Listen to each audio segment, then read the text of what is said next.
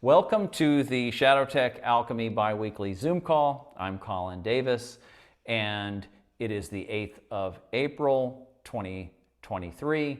And today we're going to talk about Grandiosity and the Shadow, which is basically rooted in the work of Robert L. Moore and his book, specifically the book Facing the Dragon.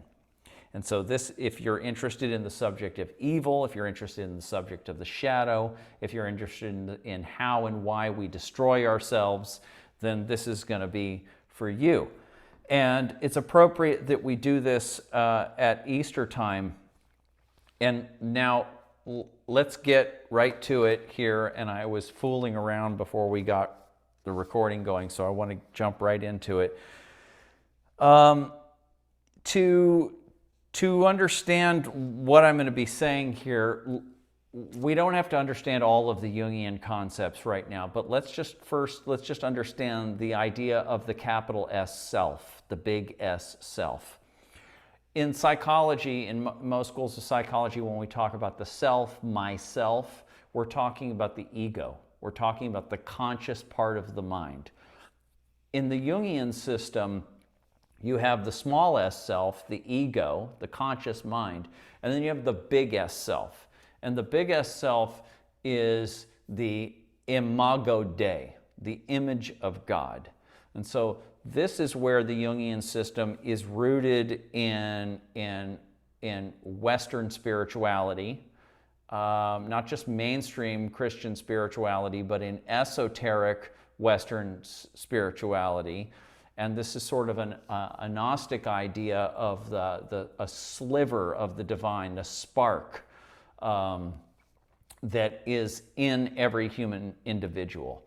So in the Jungian system, the self, the big S, spelled with a capital S self, or what Robert Moore calls the great self within,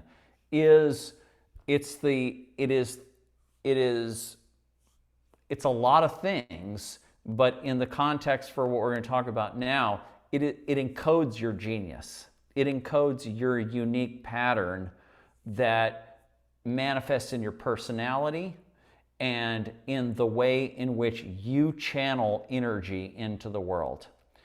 And the big S self as a structure is, because it is the imago Dei, is the image of God. It is basically, it's kind of like a stepped down version of all the energy of the cosmos, of God, so to speak. And so basically, this is what's happening is that okay, every tradition has an understanding of human psychospiritual energy, whether you call it kundalini or whether you call it libido. The body and mind is structured in such a way so as to channel this libido energy, this what Robert Moore calls dragon energy, okay, through the personality, through the ego, and into the world in all these various ways. And so the human beings are creating all this incredible stuff, right? This is the genius side of the dragon energy, of our psychospiritual energy.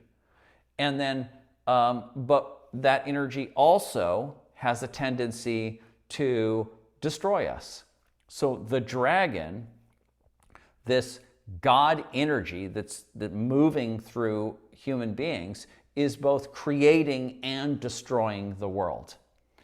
And what we were talking before I started the recording here is religion, Christianity and religion. You could look at a religion as a system of creating channels and boundaries to channel human libido energy, human psychic energy, into directions that serve that particular civilization's personality type.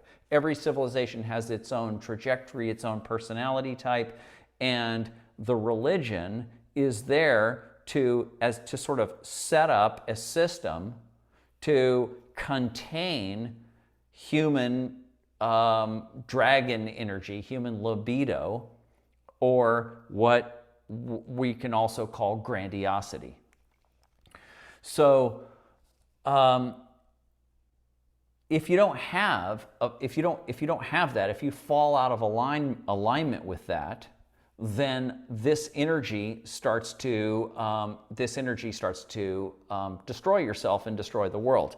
And so the way this works is that if your grandiosity, your libido, is unregulated and just starts pumping into your ego, and we call that narcissism, and you get inflated, you get a big ego, you get an inflated ego, you become narcissistic, well then you are basically, it's kind of like you're becoming a mini god.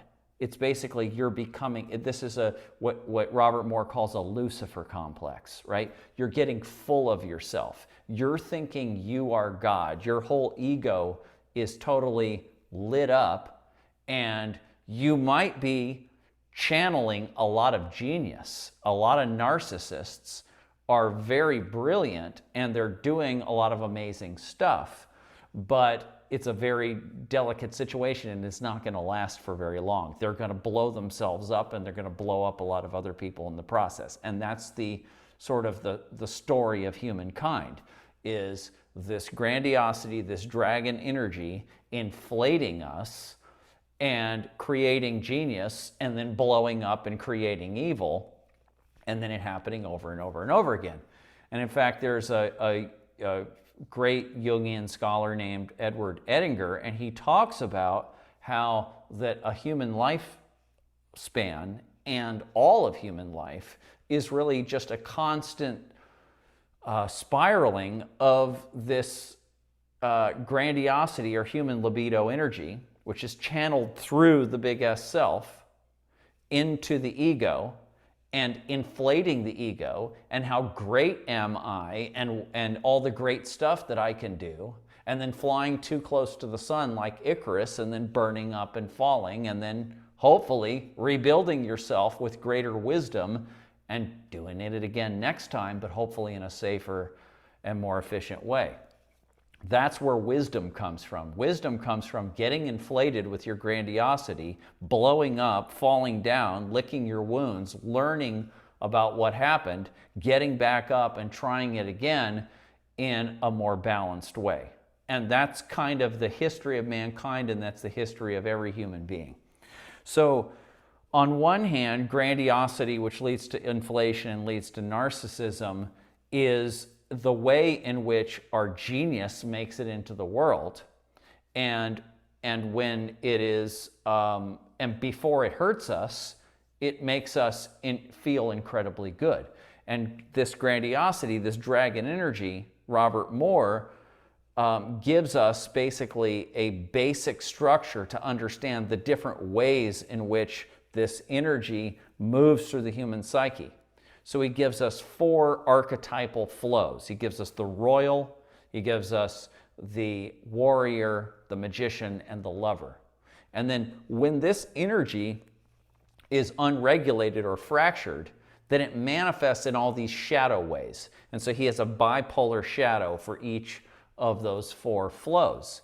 You could also just look at it by looking at mythology, looking at your culture's mythology, and recognizing that every deity in the mythology represents a different way in which this dragon energy, this human libido energy or grandiosity, is personified and moves into the world through the human personality, right? So you have an Aphrodite, and this is kind of a lover energy, or you have a Zeus, and this is a royal energy, or you have different warriors, right? And Thor and all these different warriors and all of this. And these are personifications of human libido or grandiosity moving through the personality in all these different various ways.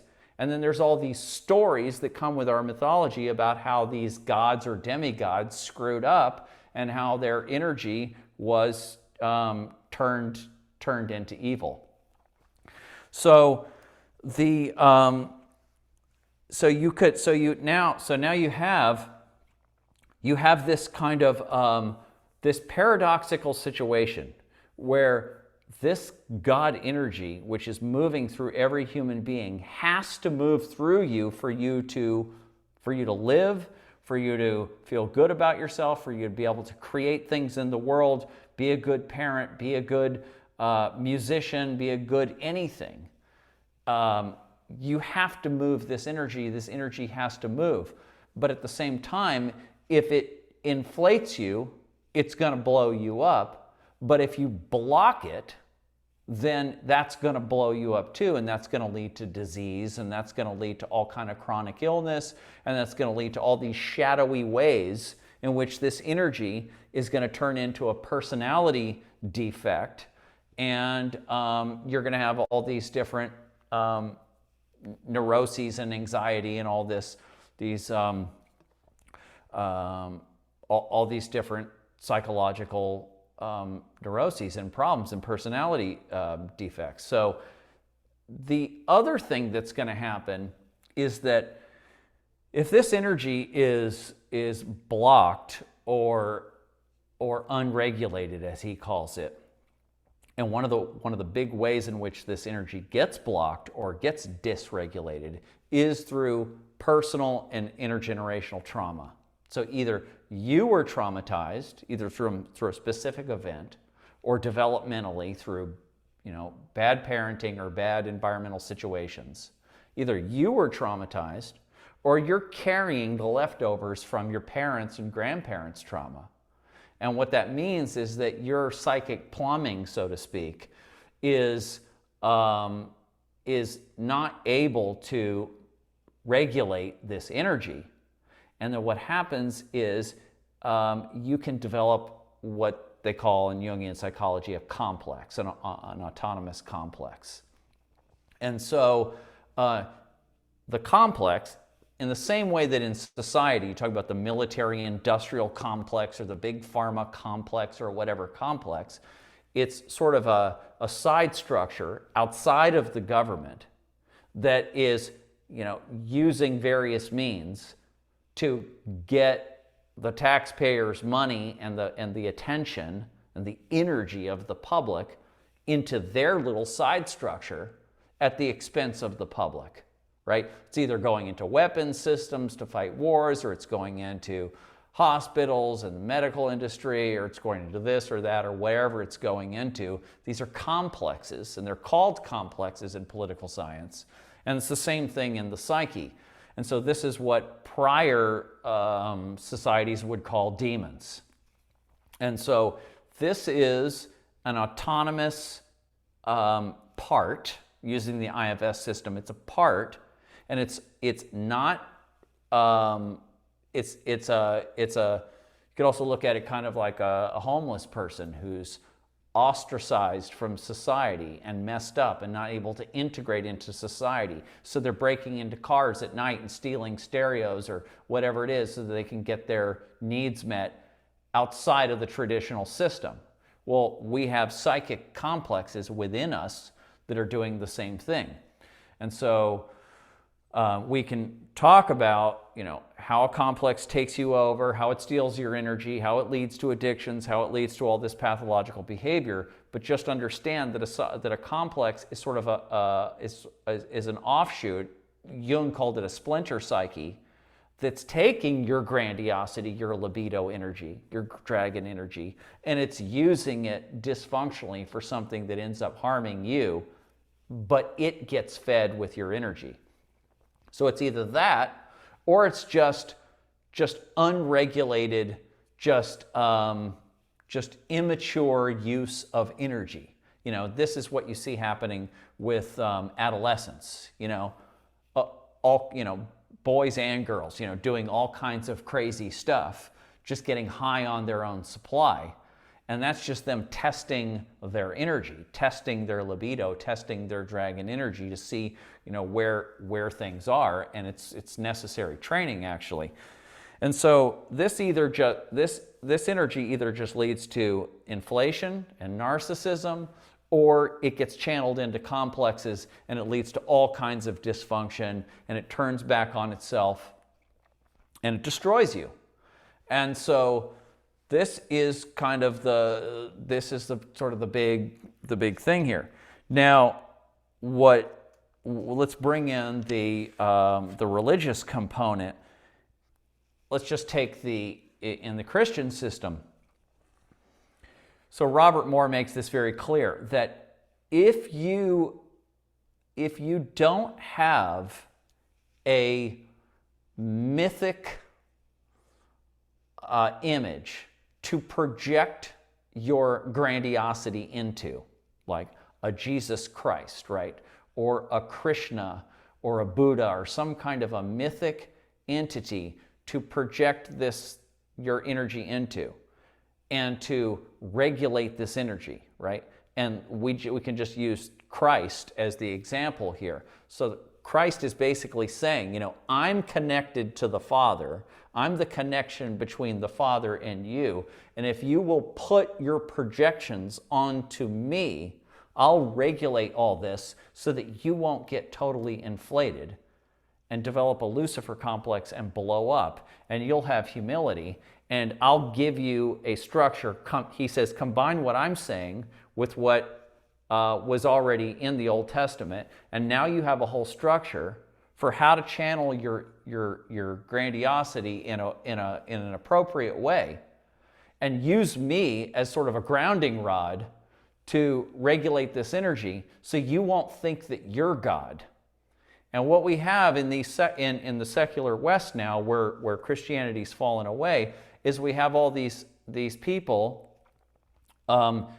getting totally high on their own supply, getting totally filled up with grandiosity, becoming total narcissists, and thinking they are God. We can genetically modify human beings. We can control human beings with this or that system. We can play God, right?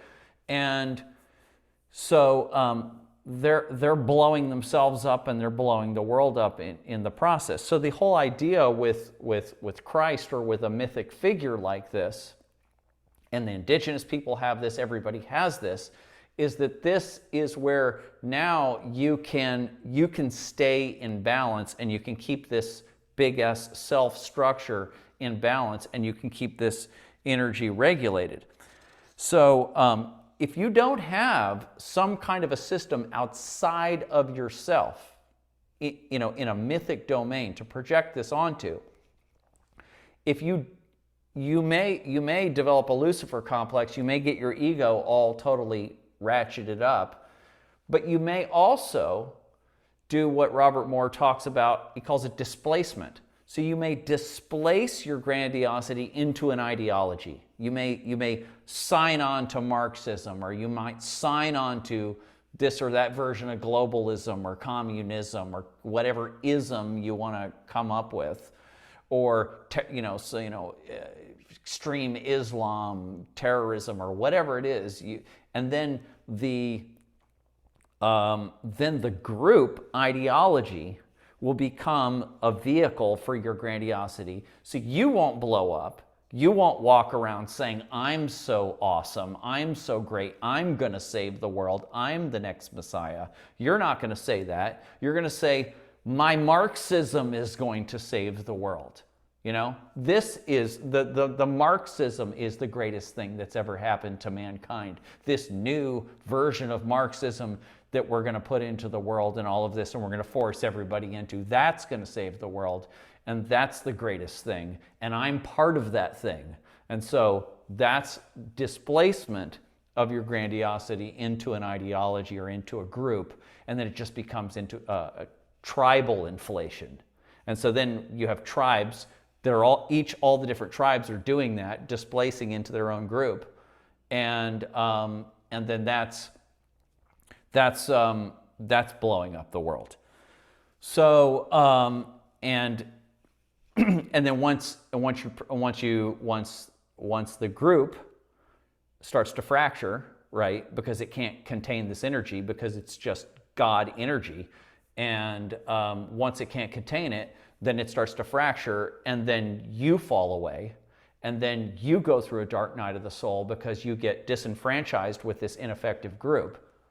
Or if you're doing it to yourself and you're inflating yourself, you fall down, and how I am a loser, and how I should have known better, and how, I'm the worst thing in the world, and kicking yourself and wallowing in your own muck. And so this is sort of, so this is the conundrum, and this is how evil is created in the world. And I could take you back into even more wider understanding of how evil is created in the world, and I could take you all the way down from the duality structure itself that all this simulation seems to be happening in, take you down from duality and how duality itself creates the necessity of evil. And I did that in the book Shadow Tech in the first chapter, take you down, sort of step that down, and then we could go into how people's own subjective needs naturally create evil in the world, and the various ways in which we create evil. But this system right here, just understanding human libido energy, human dragon ego energy, and how that we have, on the Jungian understanding, sort of a sliver of God within us, and that means we have access to this universal, incredible amount of energy that can be used for good or for evil, and it can blow ourselves up, or it can blow up the world, or it can, save the world, and not through some, one fell swoop, but through all these little miniature acts of genius and of love and creation. And so what we do with this energy is everything. And just a couple more things here is that when we're talking about how this energy is dysregulated, how it becomes a complex, how it becomes compulsions and neurotic behavior and all of this, and one of the things Moore points out is that you might think of your issue, your addiction, your issue, your illness, or whatever, as a complex, as a demon, as something that was caused by trauma. And if you could only heal this trauma, then this addiction or this compulsion or this illness would go away. And that's true to an extent. But there's another function that the complex, that your psychological dysfunction is actually serving a purpose to mitigate or to protect you from your own grandiosity. If you were to be healed, if you were to be fully healthy, if you were to heal from all this trauma, then would you be able to actually contain all this libido energy that would be coming through you? Do you have that capacity? And most people don't. Most people don't have that capacity. You have to build that capacity. You have to learn from all these different trials and errors. You have to have some kind of a psycho-spiritual system for containing this. And you have to have some kind of ethics system for containing your behavior. You have to have some kind of healthy way to displace your grandiosity, right? So that it actually goes into something constructive and doesn't either come back on you or destroy the world. So if you were to heal from these complexes and this trauma, would you be able to handle it? Could you really handle what's coming through you? You might not be able to. And so there's parts of you that know this. And so although the demon or the complex is saying to you, using Sam Vaknin's understanding of introjects, it's sending introjects saying, no, you can't do this. Oh no, don't get ahead of yourself. It's sending you all these kind of negative thoughts because it's feeding on your energy. There's another part of you, there's a deeper part of you that knows if that wasn't there, you'd become a massive, grandiose narcissist. And that would be extremely dangerous. So that's sort of a protective aspect that the complex or the dysfunctional, that the dysfunction is serving. So it's not so easy to just say, well, I just want to heal myself and I just want to get rid of these demons. I just want to get rid of these addictions, these compulsions. And he also talks about addiction as a way of also channeling grandiosity. And so, go drink some liquor or smoke some weed or some whatever drug or some MDMA or whatever, change the neural structure, boom, this energy starts flowing. Even if you have all these complexes, you feel magnificent, you feel totally inflated and grandiose in this or that way, and that's fantastic. But then when you come back down, could you handle having that 24/7? Of course you couldn't. So this is the issue of human grandiosity. This is the issue of how it creates dysfunction and pathology, and how it destroys ourselves and how it destroys the world, and how that we have this huge task of healing ourselves of the trauma, of the complexes, of the dysfunctional parts, right? And not even having, as human beings, a reliable system for doing that. We're just trying to, right now, figure out what to do, how to do that. And to do that, and then to also have a psycho-spiritual ethical system to contain our dragon energy, and to have, thirdly, I guess, healthy ways to displace and sublimate this energy in ways to just kind of pipe off some of this extra energy. And what we have in the world is the best that we know how to do so far. And so we're evolving, and conversations like this are us trying to figure out how to take it to the next level.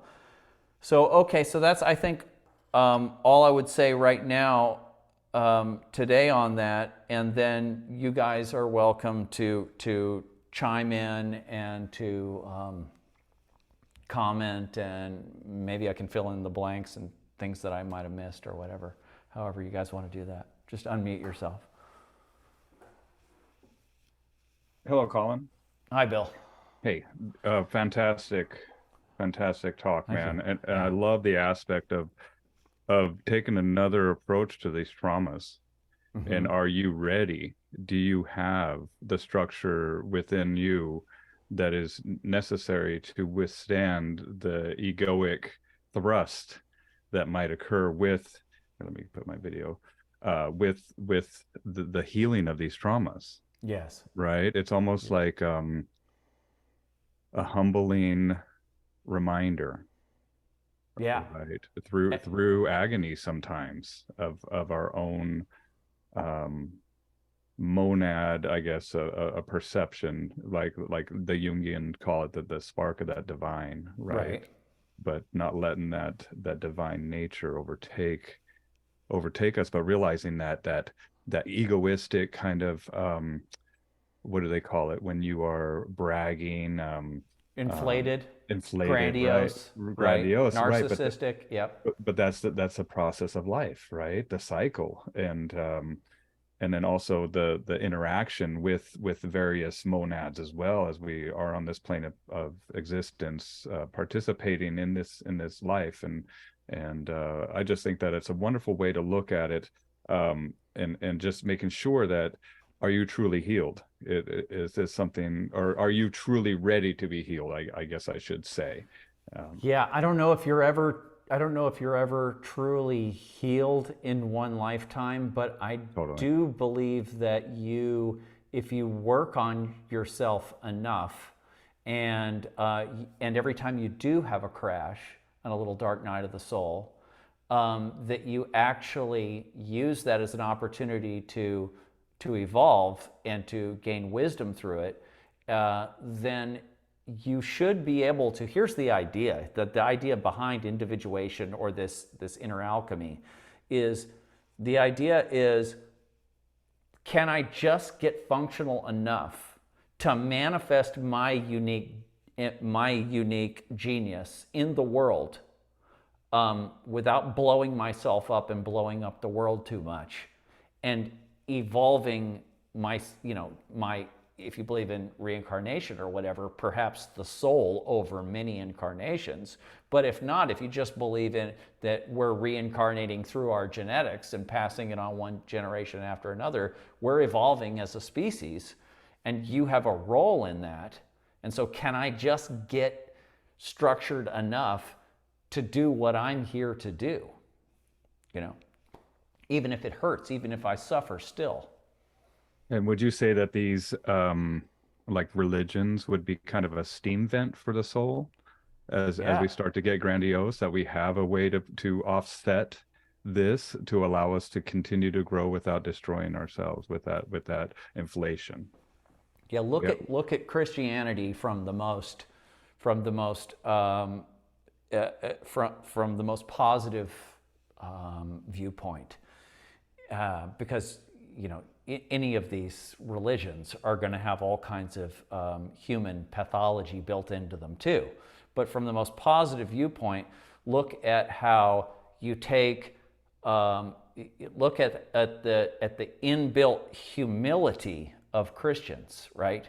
And how that they're not, you're not allowed, really, if you're actually doing it right, to be Jesus or to be God the Father on earth. You're not allowed to. That's a Lucifer complex. You're supposed to be humble. You're supposed to use a certain percentage of your energy for helping your community, right? And you're supposed to behave within these boundaries, these ethical, moral boundaries that everybody agrees on. If you go over these boundaries, you destroy society. And so we're going to stay in those boundaries. And then when we have a problem and when we fall down because we're fallible, we have a model to live by. We have a role model to live by. And the interesting thing is, what the Jungians figured out is that the whole Christian system, if you interpret all of the archetypal aspects of the Christian system in through a psychological lens, then you can understand that each of these archetypes of Christianity is a function of the human psyche. And by following the rituals and the religion properly is actually a method for aligning these aspects of the psyche.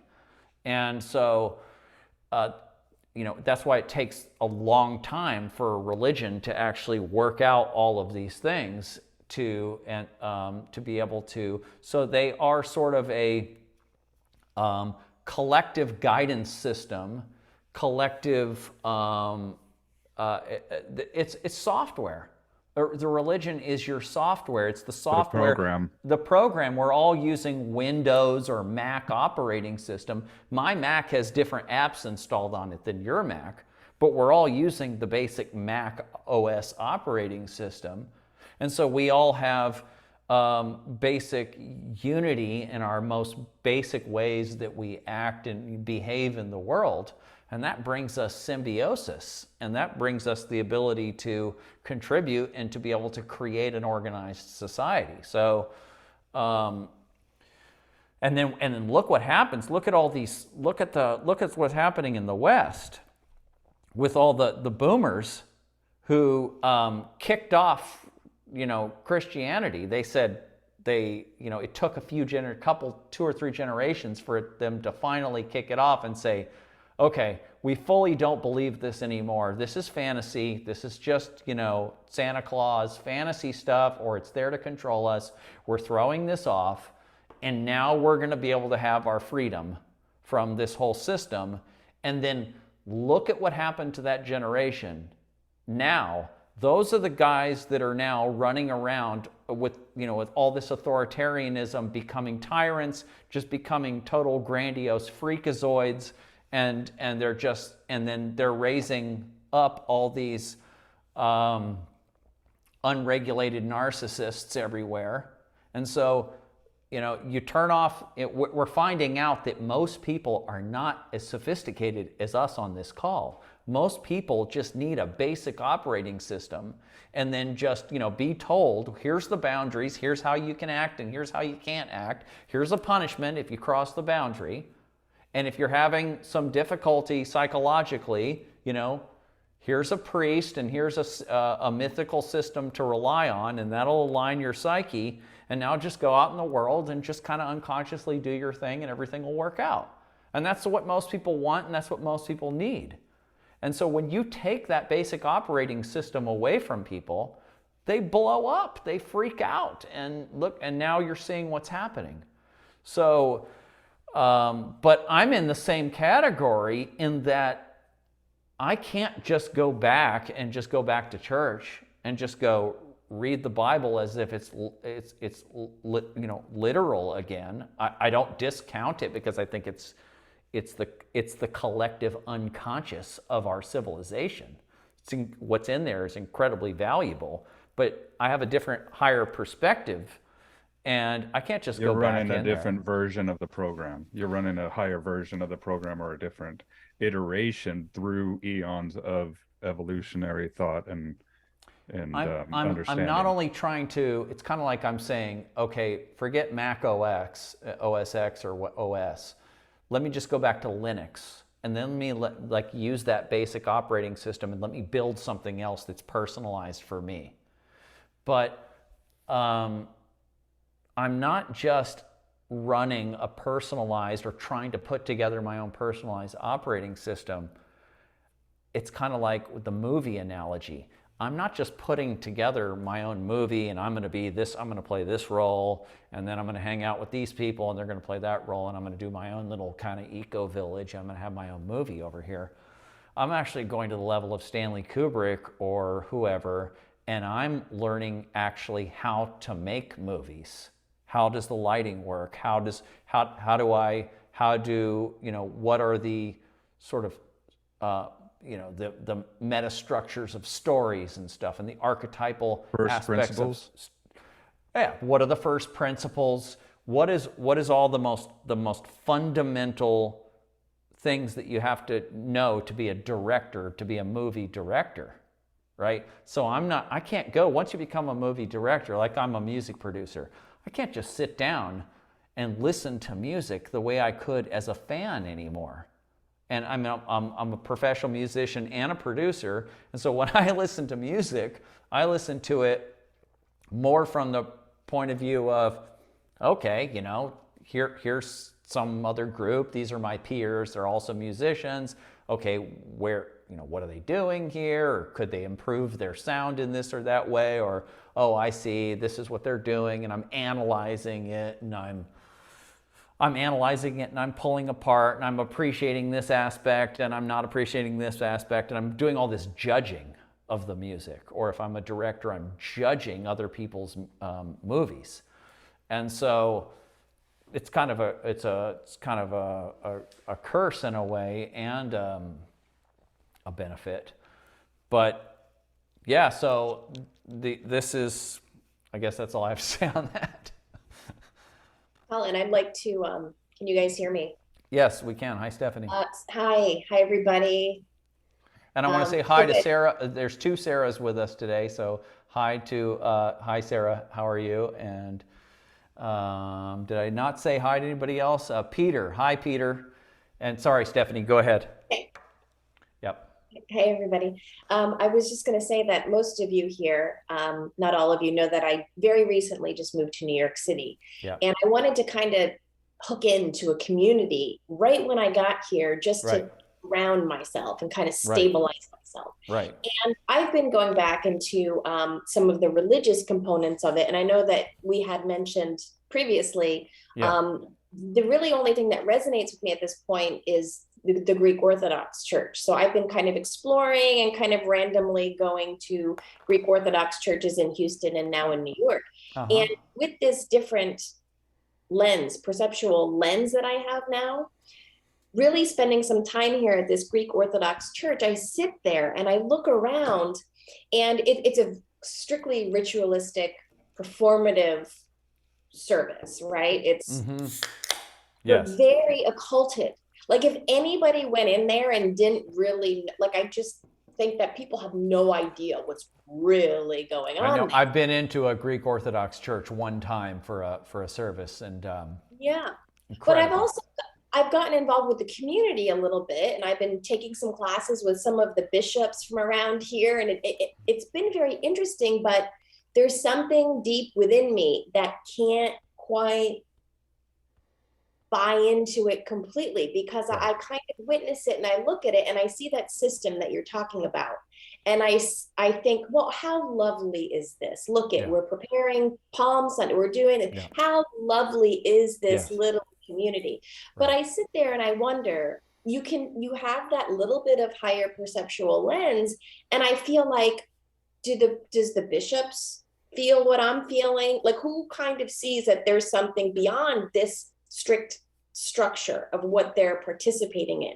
And it just, what you're saying really resonates, because it just made me feel and think, do the bishops know what's up? Like, it's kind of, you start to think like, No.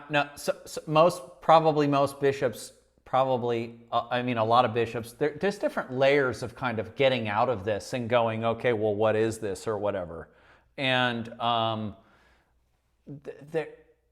there's.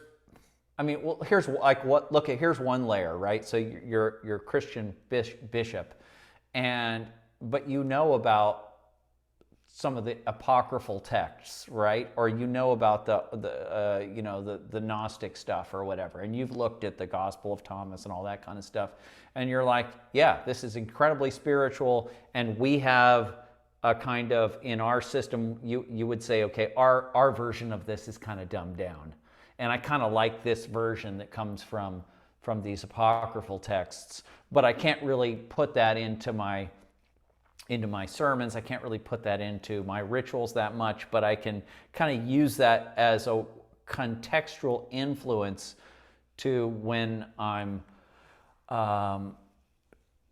I can use that to help people contextually. I can use that as my own backdrop, and they understand that there's something more than just what's in their version of the Bible or the Gospels. And so that's like one layer of it. But when you get to the Joseph Campbell layer, right? Joseph Campbell is like, oh, okay, so he's showing you how your religion is similar to all these other religions, and how that they're all serving a similar purpose, and that you have, that these guys have Krishna, and these guys have Jesus, and these guys have Buddha, and these guys have this, and these guys have this, and all that, and you're kind of and they're all kind of serving a similar purpose. And then you kind of see, oh, well, then you're kind of like, oh, well, my religion isn't the only one. My cosmology is one way of looking at reality. And then you're kind of screwed once you go to that layer of the whole thing. Then when you go to the Jungian layer, which is another advancement up from Joseph Campbell, and you recognize that this is a macrocosmic version of what's going on in the psyche. And then you start to look at the Christian rituals as serving a psychological purpose. And then you say, if I kind of don't do that anymore, now maybe I'm going to do a personal version of that. And then can you create your own personal rituals, or what do you do now that you're at this higher level? what do you and you've kind of put this to the side, what do you do now? How do you create your own personal religion is what you have to do. And so you're kind of stuck, and once you kind of throw away the whole operating system that you've been using, you're probably, if you're a bishop, you're probably not going to last that long, because it's going to lead to so much doubt, and the whole thing, it's just going to kind of cascade, and you're going to fall away from it. And so I would say most people that are in any institution, is not even a religious institution, but in a corporation that they believe in, or in government, or whatever it is, they're buying into it to a great degree. And they're not up there faking it, they're believing it. And they're pushing out all the little thoughts that come in that say, but what about this, and what about this? They're pushing that out. Mm-hmm. This kind of new evolution of the shift of consciousness, whatever you want to call it, that's going on, it almost feels like you can perceive it as the leaders or the highest order of those institutional complexes, whether it be like the bishops or the CEOs or the highest level. I feel like that highest level of narcissism, before you have a break, it's like you might, either you're still a little bit unaware, or you're grasping on at the bits to hold on to that belief system so it doesn't just completely crack underneath you. And it seems like that's kind of the space that we're in, that's kind of what's happening. Systemically across the board. There's all these different, we've just totally entered a new, it's part of it is just globalization, and we've just entered this whole new situation where, I mean, used to be one civilization could kind of have its own little rise and fall and its own little evolution, kind of pretty much autonomously and separate for the most part from other civilizations. China could be doing its thing while Rome is doing its thing over here. And now everybody's connected, and everybody's questioning each other, and everybody's looking at each other's values and going, that doesn't match with mine, and who the hell are you, and what are you doing? And it's just everybody's attacking everybody, and everybody's questioning their system now. And so, the whole thing is cracking, and very rapidly. And so some people are turning back, and they're going, I'm going to go back. Some people are able to actually, let's say they're raised Christians or Muslims, and they're able to go back to their practice, and they're able to rekindle their belief system, and it sticks and it works. But probably not that many people. Probably more people are trying it, and they're going to see if it works or not, but it may or may not. Yeah, Bill's comment there is spot on. Do you see Bill's comment there? No, I don't generally see the. Okay. I don't look at the chats. But, he says they're also receiving positive reinforcement from their believers or colleagues as well, social proof for them. Yeah, because all these entities. Let me try to see how to turn that on. All these entities are self-protective, right? Every entity is trying to survive and to protect itself. And everybody who's identified with that group, that company, that ideology, that system, whatever it is, that religion, whatever, you're identified with that. That's where you're getting your, that's where you're displacing, as Robert Moore says, your grandiosity into that group. And that group is going to, unconsciously, the people are all going to conspire together to keep that group together and to fend off, to get rid of heretics. I don't see where the chat And they also have ceremonies where they adorn their followers with different awards, right, for achievements within that group. And I'm a dog trainer, so I work with behavior, right? And so positive reinforcement, negative reinforcement, positive punishment, negative punishment, all quadrants on Skinner are all coming into effect with behavior and reinforcing and making people feel. But those ceremonies, and also adorning uniforms, when you step into a uniform or one form, right, you are giving yourself and your consciousness over to a larger entity, as you feel, and sometimes in good ways and sometimes bad. Right. Guys, I don't see any way to I don't even see where the chat part is anymore. Okay. It used to come up. You got to click on more, where it says more. Okay, I see more. Breakout rooms and stop live screen is all I see. I used to be, I would click on participants and then, more. And then maybe chat's in there, maybe. Let's see here. Yeah. Don't see. Ask to all to unmute, play, enable waiting room, profile, allow participants to, nope, not there either. So, okay, well, if you want to say something, just unmute yourself and talk, because I can't see the chat, but. I was going to say something quickly in the chat. Yeah, please do. Yeah. But first of all, I did get the book. I'm psyched to page 6. Oh, really? Okay, great. Yeah, good for you. Yeah. But we're probably evolved past some of that stuff, but a lot of it I turn back to and I go. Doesn't matter. I would say that a little bit differently, but a lot of the basic stuff I still agree with totally. Absolutely. And I cleaned the house a couple days ago. It's dirty again, so I got to clean it again. So good reminders are Clean fine. your room. Yeah. Okay. And the better it's said, and every angle is slightly different than maybe what we knew before. Right. But one thing I find is that I feel a lot of people don't really want to search for the truth. That's right. And it's too much effort. They want to belong to a group. They want a pack security. And I've talked this over with even some Jehovah Witness friends. And I said, well, I can't, sort of prostitute myself to have all you friends, I still have to do my own thing and what I know is correct. Right. And I'm going for a deeper level, maybe, but I find a lot of people are not that motivated to go there and put the struggle in. What if we looked at it in a real sort of systems view of organisms in nature? And look at any kind of organism, any whatever, it's composed of all these different cells. And then let's say an organism has organs within it, and it's composed of all these cells.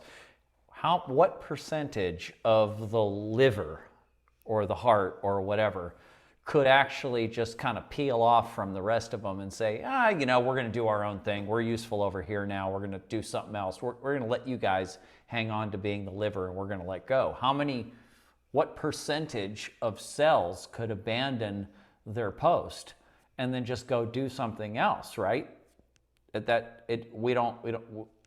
need the vast majority of individuals to be a coherent group. Right, but there are bigger systems that are natural. Mm-hmm. Like there might even be an infinite system. Take that into consideration. Right. And an infinite system would automatically have its own group and support and kind of thing. It may not look the same as a religion or where you're actually getting together with people on these things. But I think there are bigger systems we can jump to. Okay. And not be alone or it's not an isolation thing. It's a more of a bigger inclusive. And I think that can go beyond human systems too, into the fabric of molecules and what's happening with time and all that stuff. So are you saying that if I leave my group, my ideology or my religion or my social group or whatever, then I can tune in to a higher system to give me all that same meaning that I was getting from that group? Or both. Or I can do the higher system and the lower system at the same time? Yeah, I think so. Why not? Well, I think because I'm as a biological, I'm a primate, right? And so I'm kind of subject, partially, so I'm kind of subject to all these kind of mammalian, this mammalian heritage. And if I get too isolated from other people, then I go crazy, right? I get neurotic. It could be a problem. Yeah, it could be a problem. Could be a problem. So I kind of have to keep that kind of old system, right? Absolutely. But but then maybe I can also, and so that's where maybe I could go to my church and I could listen to all that, but then I could go back and I could say, well, you know, what does that represent to me? What does that icon or archetype represent to me? And how is that actually a message to me for what's going on in my life? And how do I interpret these mythic structures in a personal way? That's back to the Jungian system, and it's trying to basically give a higher level view of these collective operating systems. For sure. For sure. Archetypical, energetic. Right. So they're talking about, King David or whatever in the sermon. And then, but you have a Jungian education, you understand, well, the king is the royal. And then what did King David do in this situation? Well, in this situation, King David was, destructive and he made a mistake or whatever. In this situation, he was very nurturing and he did the right thing. And so how am I, you could just, the normal Christian thing would be, how can you use that as an example for your own life? But when you have a psychological understanding, you understand that the king is an archetype, and then you can start analyzing how that archetype is working in your own psychology. Yeah, can I share a few thoughts? Come on in, Sarah. Hi, everybody. I'm Hi. really sorry that I was late. It's okay. We waited for you, but we're glad that you're in. And I if you missed totally anything, go forgot. back and listen to the recording later. I definitely will. So Oh. I'm sorry if I say anything that's already been kind of like covered. Yeah, And I'm go having ahead. that experience where like this whole conversation is just so like electric for me that like it's like I almost can't even share because it's just too much. Like I'm like, oh my God, like I just want to download it or something. I can't. You're even. just excitable as a person in general. Yeah, a little bit. Yeah. But oh my gosh, like so this topic that we're on right now about kind of people who had left like the structure of organized religion because they saw through it and it didn't really resonate like in their hearts or like whatever was waking up in them, and then they leave and they kind of throw the baby out with the bathwater. Right. Sort of. I mean, that definitely happened for me. Then I go on this sort of like mystical journey, have my like whatever, not that there's only one, but like I had this sort of like actual spiritual awakening, or that's what it felt like to me. And then I got pretty out of balance, I think, with where I started, because I was looking for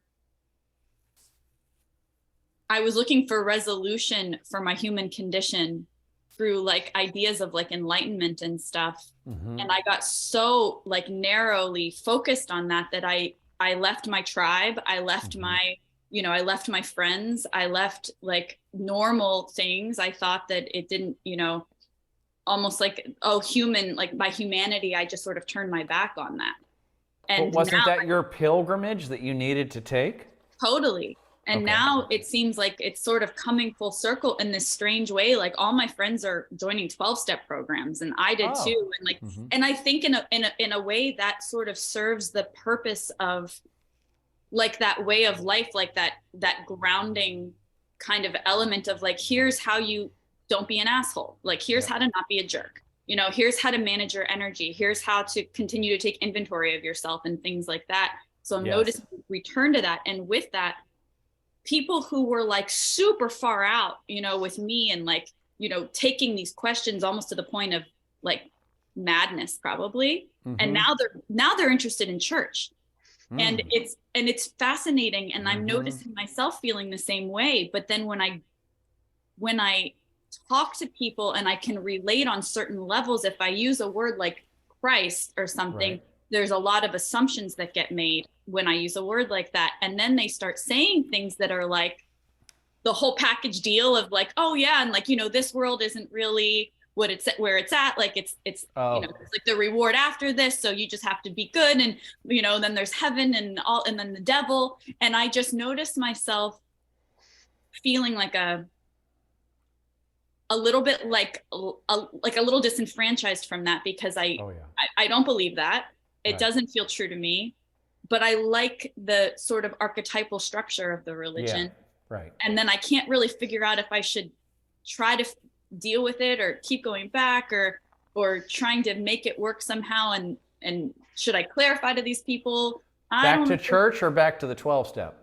No, I like 12-step a lot. Yeah. But back to, you know, like to the church, or even to friendships with people who are very Christian in a way that totally works for them. Like they're healthy, they're productive, things work out, you know, and I like, there's this deep wish in me almost to unsee like sort of like what's been seen recently in recent in the last decade or whatever, so that I could just have it be simple. Like but Matrix, like the cipher in the Matrix? Kind of like I want the blue pill just a little bit. Like it's just so hard. And I noticed that, like, because I feel like a lot of this conversation is about, like, to me, that deeper need, not just for a guidance system, but also for a sense of tribal connection. Yeah. You know, because I know so many people, like in communities locally. I'm in Eastern Pennsylvania, and people who like moved here from like the cities like New York and Philadelphia and stuff because of what was going on with the pandemic.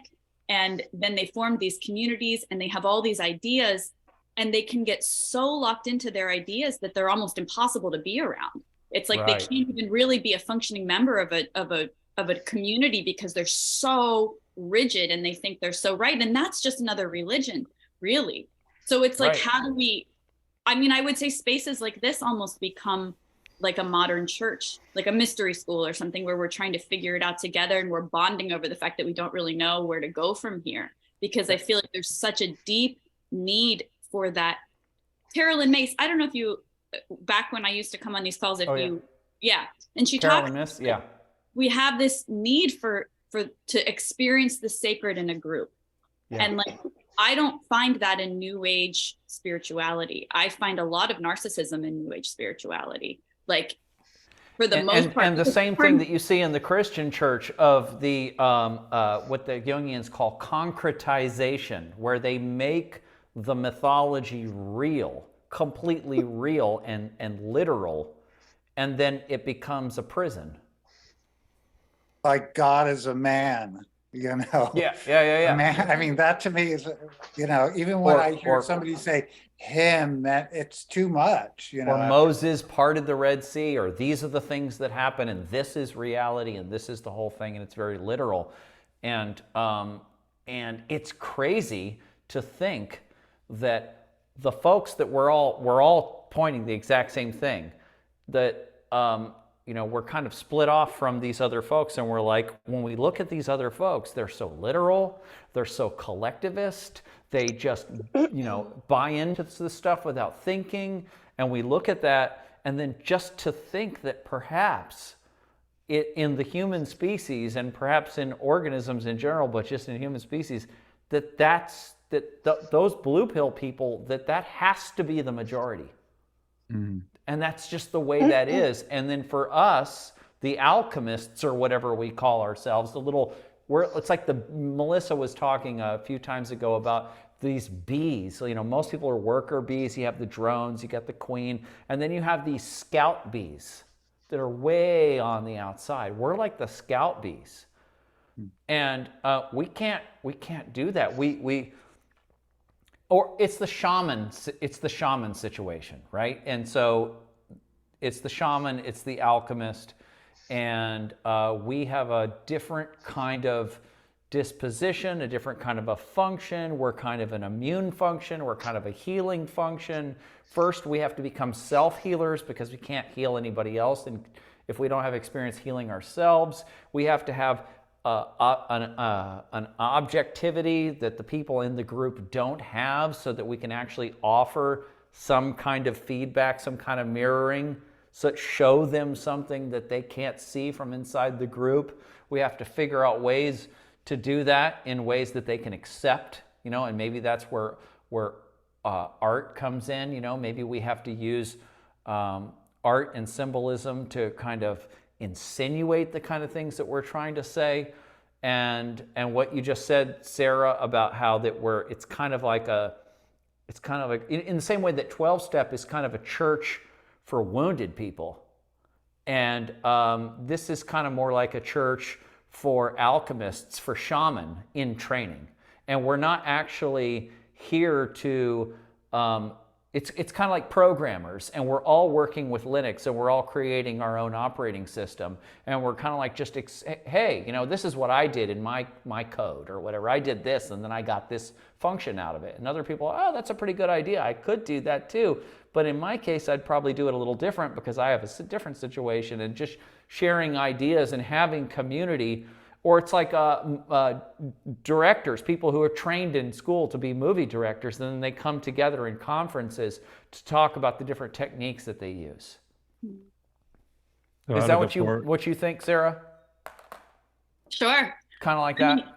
I mean, it's a bit lonely, you know, like, because it's still lonely, individualized. I have to figure it out for myself. Like, I think about, like, I thought I was going to find a community and just kind of like live the dream or whatever. And then I'm realizing that I would hate it. I think I would hate it, because you still have to sign on to a bunch of stuff, you know, and then you usually have one person who's a little out of balance, you know, and then everything falls apart anyway, you know? So it's still, I try my best, you know, but like, yeah, it feels like, I don't know, in a strange way, it's like I almost just am like, can I press the cosmic pause button on all of this? Like, I just need, part of me just wants to be like a normal person and just like have normal conditions. I know, but it's too late. What is that? What is that? Too late. I don't even know what that is. Go ahead, Sarah. I didn't want to talk too much because I wanted to just like no, go right ahead. What you guys had to say. But I wanted to just know a couple of things. I was just from a couple different people. What you were saying, Peter, about the,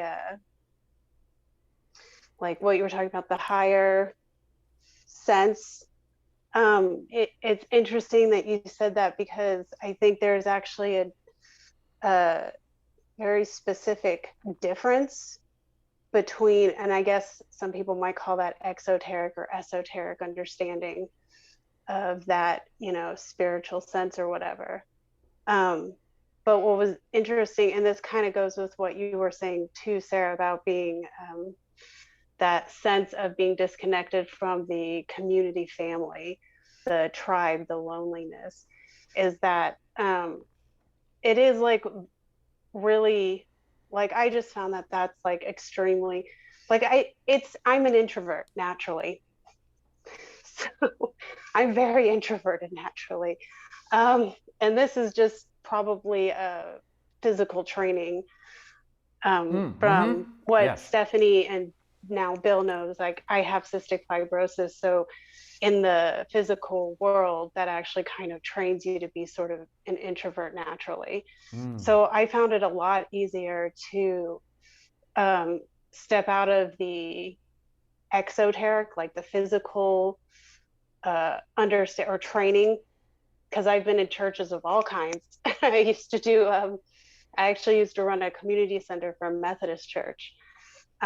But it was interesting just being in the community and being able to operate in the community and understand how they think, but then also see where there are different levels that different individual people are, and stepping up higher than just the physical part of the, you know, faith system community. And like, they're all different levels, like people are at all different levels, and it depends on how social or how much of an introvert they are. But I don't do a lot of online stuff in the past. All my stuff has been like very physical, like in the flesh. So I had a lot of interesting conversations in regards to that. And like, as far as that goes, it's like, it almost like you have to train yourself to sort of be okay with introversy inside yourself, and then to be okay with what? To just be okay with being an introvert and being antisocial. If you really want to like connect directly through like what you were saying, like the mythic creature of whatever belief system, like say Jesus is like the the regulator of that, and like you're kind of using that to like get through with introversy, with the tool of introversy inside yourself, to get to your higher spiritual kind of understanding of things, but then still being able to bring yourself down and like operate within the community, and depending, like listen to what people are saying and just go, okay, that's where you're at now, so this is what I know that you can handle, and maybe I'll sprinkle in a little bit of what I know here and there, and the next conversation kind of is a little bit different. Yeah, So, yeah, I think we're all doing that unconsciously, but you do that more consciously, and that's good. And then also we all, anybody that's on a spiritual path and psycho spiritual path is going to have, it's going to maybe be more on the introverted side, or they're going to be an introvert extrovert, like I think probably a lot of us are. We're going to have I definitely have a functioning, my mother is very social, my dad's more introverted, and I'm kind of in between. But you have to have an inner life, you have to have an introverted side to you that's up there, or else you're not going to be inclined towards this. You're going to be inclined to have a more exoteric religious connection. Yeah, I'm just saying, I think just over several years of kind of putting things together, I found it the easiest route was to have both of those things inside you, like both of those capabilities. Yeah. Like, oh yeah. Being an introvert is usually seen as like a negative trait. in America, for sure. Yeah. Yeah, definitely in America, and if you're in certain other countries, like countries that are mostly Catholic or Christian based. Yeah. If you're an introvert, you're kind of like a leper. They're like, yeah, the West is an extroverted civilization for sure. And, so yeah. I just kind of found that it was a lot easier for me to like have that open idea about like everything, just by having both of those traits. So yes. You're totally right. Yeah, no, it's fantastic. You're totally right. You need a good relationship with yourself, and ability to be able to be with yourself, by yourself, and to have a lot of personal self-time. And then you also need to be able to function in society and interface with people. So yeah, you need both of those qualities. Who else wants to talk? I just wanted to make a point that I was thinking about, and I want to say hi to Peter and Sarah. Hi, you too. Pleasure to meet you both. My name's Bill. And I compared what Peter was talking about to more of like not just necessarily a religious aspect, but maybe if we look at it as a larger maybe component of experience of the human world, and that is as an entrepreneur versus an intrapreneur, somebody that has the drive to start their own system versus somebody who would die if they were put in that position, right? They want to clock out and then they're done, right? And then and that's where, like, as an entrepreneur, right, that's what I see, like so much more responsibility, so much more reward though that goes with that. But that's me, like intrinsically desired to this experience, right? Because it allows me so many more capabilities, but it's also overwhelming. And just like Sarah was saying, man, sometimes I wish I'd take that blue pill, and it'd be so nice to just clock out and just kind of relax and not have all of this. So maybe that's another aspect to way of thinking about of the human choice, and sometimes even the apprentice aspect of this as well, because you're apprentice, you're learning the trade, and then you're an entrepreneur within the trade. And then once you become that master, then you seek the desire to start your own. Yes. Right. And so that might be another way to look at this. Bill, I can't, every time I go into a group, and the groups that that I've been accepted into and that I've at any time, felt comfortable with. And, I'm on the same page with these people, whatever those groups are. Every time I go back into those groups and check them out, or any group, any group, and I go, oh man, I can't just just subscribe to all this, and I can't do that. I'm just not a. It would be. It's like an artist saying, this is the kind of art that I do. I airbrush, or I do watercolor, or I play classical guitar or whatever. I'm like, no, I'm going to play classical guitar sometimes. I'm going to play electric guitar. I'm going to play this sometimes. I'm going to play that. I'm going to paint with this kind of brush. I'm going to use this kind of style. Then I'm going to do another one. I'm going to put them all together. And then next year, I'm going to do it different. And I'm just going to keep on being a creator in my own way. I'm not going to subscribe to any system.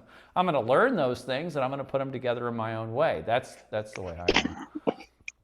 That's what's good about science, at least. I mean, a lot of people call science a religion, but to me, it evolves.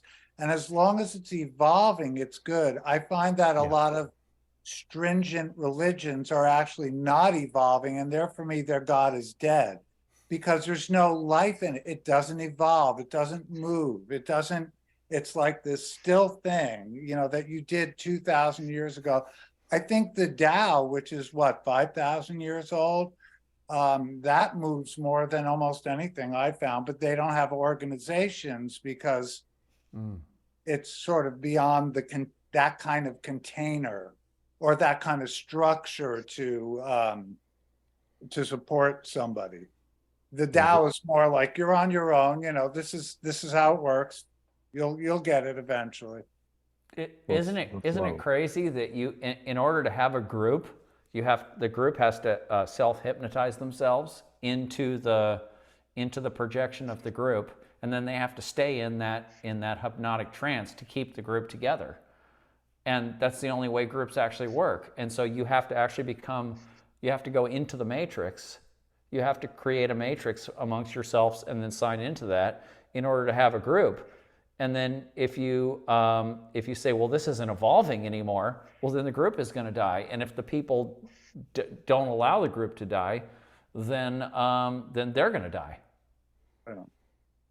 I think one thing about the evolution is that, from my perspective, where I kind of sit right now, is that, like Peter, you were just saying, science isn't all bad, it's evolving, it's growing. But I think that there's two ends of the spectrum. That's how it feels to me. So like there has to be an intrinsic evolution of going deeper within as you're going out, kind of this back and forth of growing and evolving in both directions. Yeah. So if science is growing as far as technology and AI and going exponential, but then we haven't even introduced components of inner work for patients, like it's like a radical imbalance unless you want to redefine what the healthcare system actually is intended to be. So I kind of like, Sarah, you were talking about the new age, and I think and being lonely. I've chosen to be single for the last 7 years of my life. And it's so interesting because I vacillate sometimes between thinking, oh, maybe it'd be nice to get into a relationship again. But I kind of think back and, even though I had a good relationship, I had a really good relationship, there were aspects of the container that I felt like sad that I wasn't ever going to be able to break out of. And so I'm recognizing there's a purpose for my singlehood, because somewhere within my psyche, I still feel like if I am committed to somebody, which monogamy is my thing, I might feel like I'm limiting myself, not from a sexual encounter with someone else, but just insofar as now I'm put in a container with this person's family and my family, and it seems a little smaller. Maybe I'll grow out of that. But Sarah, you were saying about the new age, and I kind of took that same trajectory where I went through the new age, and I'm trying to seek this balance between the new age being very adamant of no labels, right? And this also you can see as a distortion playing out, I think, collectively, is like, I'm non-binary. I don't want to be called anything, no labels. My 14-year-old niece says this to me constantly. Don't label me. I'm not this, I'm not that, I'm not straight, I'm not, it's so like, there's this space where we don't want to be labeled, but then there's this space where we want connection. So I'm trying to figure out when I want community. First off, when I feel lonely, I'm trying to remind myself, well, this is what you want. Like this, you have all options available for you. So like, are you really lonely, or is it just like a moment of weakness where you're forgetting actually all that you have to be able to do right in front of you? And that's probably part of the human condition. But if I choose to do something like go to the Greek Orthodox church down the street or whatever, I kind of look at myself as like kind of like intracellular material, and that there's these cells of groups and systems that are out there. And I kind of just try to appreciate that no group I choose to enter into is going to have everything exactly the way I want it to be. Right. And that I go in, and instead of trying to look at the limitations of where somebody might be, which I've had to work on this a lot, is to say, why did I order this? Like, why am I here? What am I getting out of this? Rather than like looking at the level that somebody's at, you know? So I kind of, it does feel a little more maybe narcissistic or grandiose, where I'm kind of like, I'm in control of where I go. And I'm in control of my perception as well. And I'm in control that if I don't want to be lonely, I know what to do to not be lonely, but I also know what comes with that territory right now. So I kind of see collectively that it's like a pinball game where like a lot of people are starting to evolve, but then they polarize right away. And we all can see that. It's like, oh, now you're this, now you're that, now you're here, now you're here. So I'm trying to just be in this space of chaos. It feels like chaos. The world to me feels like chaos, and just try to not judge it so much, and just try to like realize it's a mystery, and that like just appreciate being here and everything you've been through. And like something like this group for me is like water for me, you know, and I feel very, very lucky to connect with you guys every other week. And I'm like, yeah, this feels like such a closer resonance than some of the other things that I'm doing. But I also know this is fleeting. Mm-hmm. So like, I don't get attached to this either. I just try to be like super grateful that it exists for now. So that's it. Yeah, Stephanie, if you're okay, first of all, I think where you're at, I don't think you can have a relationship with anybody else that's not on the same, that's not an alchemist, so to speak. Don't you think? Colin, I want to ask you, there's another girl who I know who is an alchemist, and she, interestingly, she went perceivably backwards, but right. All encompassing. So she follows very closely Ken Wilber's integral system. Yeah. Mm-hmm. And she'll say, look, I'm here in green, whatever. And she goes, if I want, I can date a guy in orange. I can date a guy here. But I know what the experience is going to be like. But she gives herself that permission. I don't know that I'm there. I feel like I would be frauding myself if I am like, well, this guy has some good qualities, but he doesn't have the maybe awareness. Let me just let it go. I don't know that I could do that. So I think that's why I stay single. Yeah, that's because I know that system, and I'm just thinking, so, well, to me, it's almost, okay, you say, well, okay, you know, you go date this guy and he's, you know, really into his Wall Street career or whatever and success, and he's going to buy a yacht soon or whatever, or something. Okay, he's in orange, all right, whatever. And then, or you date this other guy and he's really into, you know, social justice and equity or whatever it is, and he's working for this nonprofit. Okay, he's in green. Okay, whatever it is. But to me, it's more of, it's the alchemist category, the individuator, the self-healer doesn't really matter, like kind of where we all have these different pulls, these different gravitational pulls that pull us into these different levels of consciousness, you know, the color-coded system and integral. And so everybody's got some green, or they got some orange, and they got some blue and some red, or whatever, however you see it. But it doesn't matter as much. The thing of the alchemist is the one that says, the whole thing of alchemy is the one who says, I'm going to go get the lowest, most chaotic, most fractured, fucked up part of myself, and I'm going to go pull it out, and I'm going to go refine it until it turns into gold, and then I'm going to go do it again.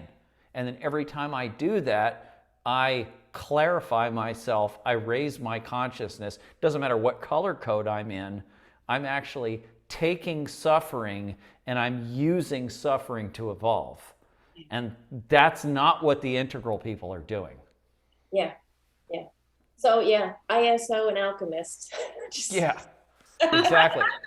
And so if you have a guy and he's like, he's into yachts or whatever or something, or this other guy's into social justice, but he has a falling out with his boss and he gets fired and he doesn't know what the hell he's going to do, and he's reconsidering his whole life now and all that kind of stuff. And then he uses that to actually go process all these old pent-up emotions. And he uses that experience as a way to purge and get a hold of a lot of yucky stuff. And then he starts going back through his childhood, and he goes and connects with his dad that he's been estranged from for all these years, and goes up to visit him in Montana or whatever. And he's doing these uncomfortable things to evolve himself. Well, he's not going to be interested in a yacht or in this nonprofit in about 6 months, because he's doing this alchemy. And so Colin, that's what I used to do. I used to play the wounded healer. So it'd be like I'd find those guys who were right on that brink, right? And then I'd try to, but I was processing my own stuff through those couple of relationships. Yeah. But I've realized now I can see that, and I can call out my own bullshit when that's arising, and I want to step in, and I'm like, no, you've been there, you've done that. Just stay single.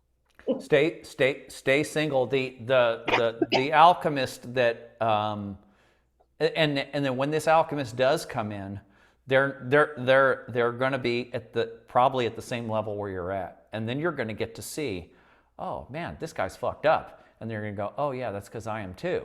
That's and right. And then you're going to say, well, this guy is all this, blah blah blah, and you're like, oh, but I'm doing it in the same way, just a little different, and then Right. but the only thing that matters is that when you guys constellate a complex, when a complex gets churned up, and all the reactivity starts happening between the two of you, then you're going to get, then is he able to, after the cycle calms down a little bit, is he able to sit down with you and go, okay, I see what happened.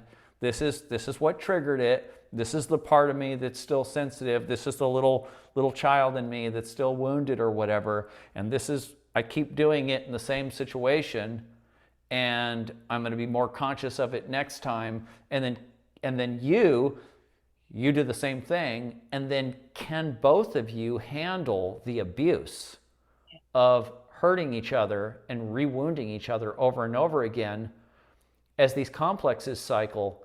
Because each time one of those things cycles, the watcher part of you gets to raise a little bit higher and gets to see, and higher, higher, higher. Every time you make it through another one of these blow-up sessions, you get to see from a higher and higher altitude.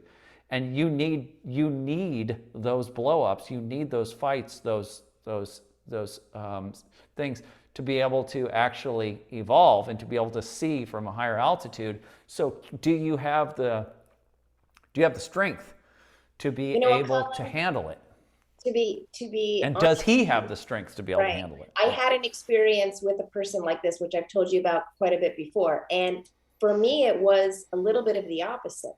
For me, it was, we could handle the complexities and the constant abuse. Where I always ran away and checked out was when it was really good. I couldn't handle the profound, deep love and connection. I couldn't, there were many times where we would be, in bed, everything's perfect. And I would say, my body would be buzzing. I can't handle this. I got to go. I gotta go. I gotta go. Right. So for me, it felt like the balance actually was about the receiving, kind of the feminine part of it.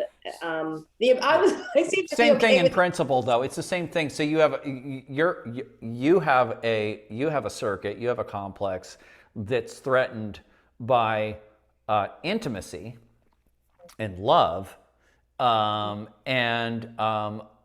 that another person will have a complex that's threatened by, that can't handle the aggression of rage or whatever it is. So different people will have a different situation depending on what their particular wound is. Yeah. And those opposites like link up to be worked on, right? Yeah, they do. It's kind of like you'll have similar facets, and then you'll have some oppositional facets too.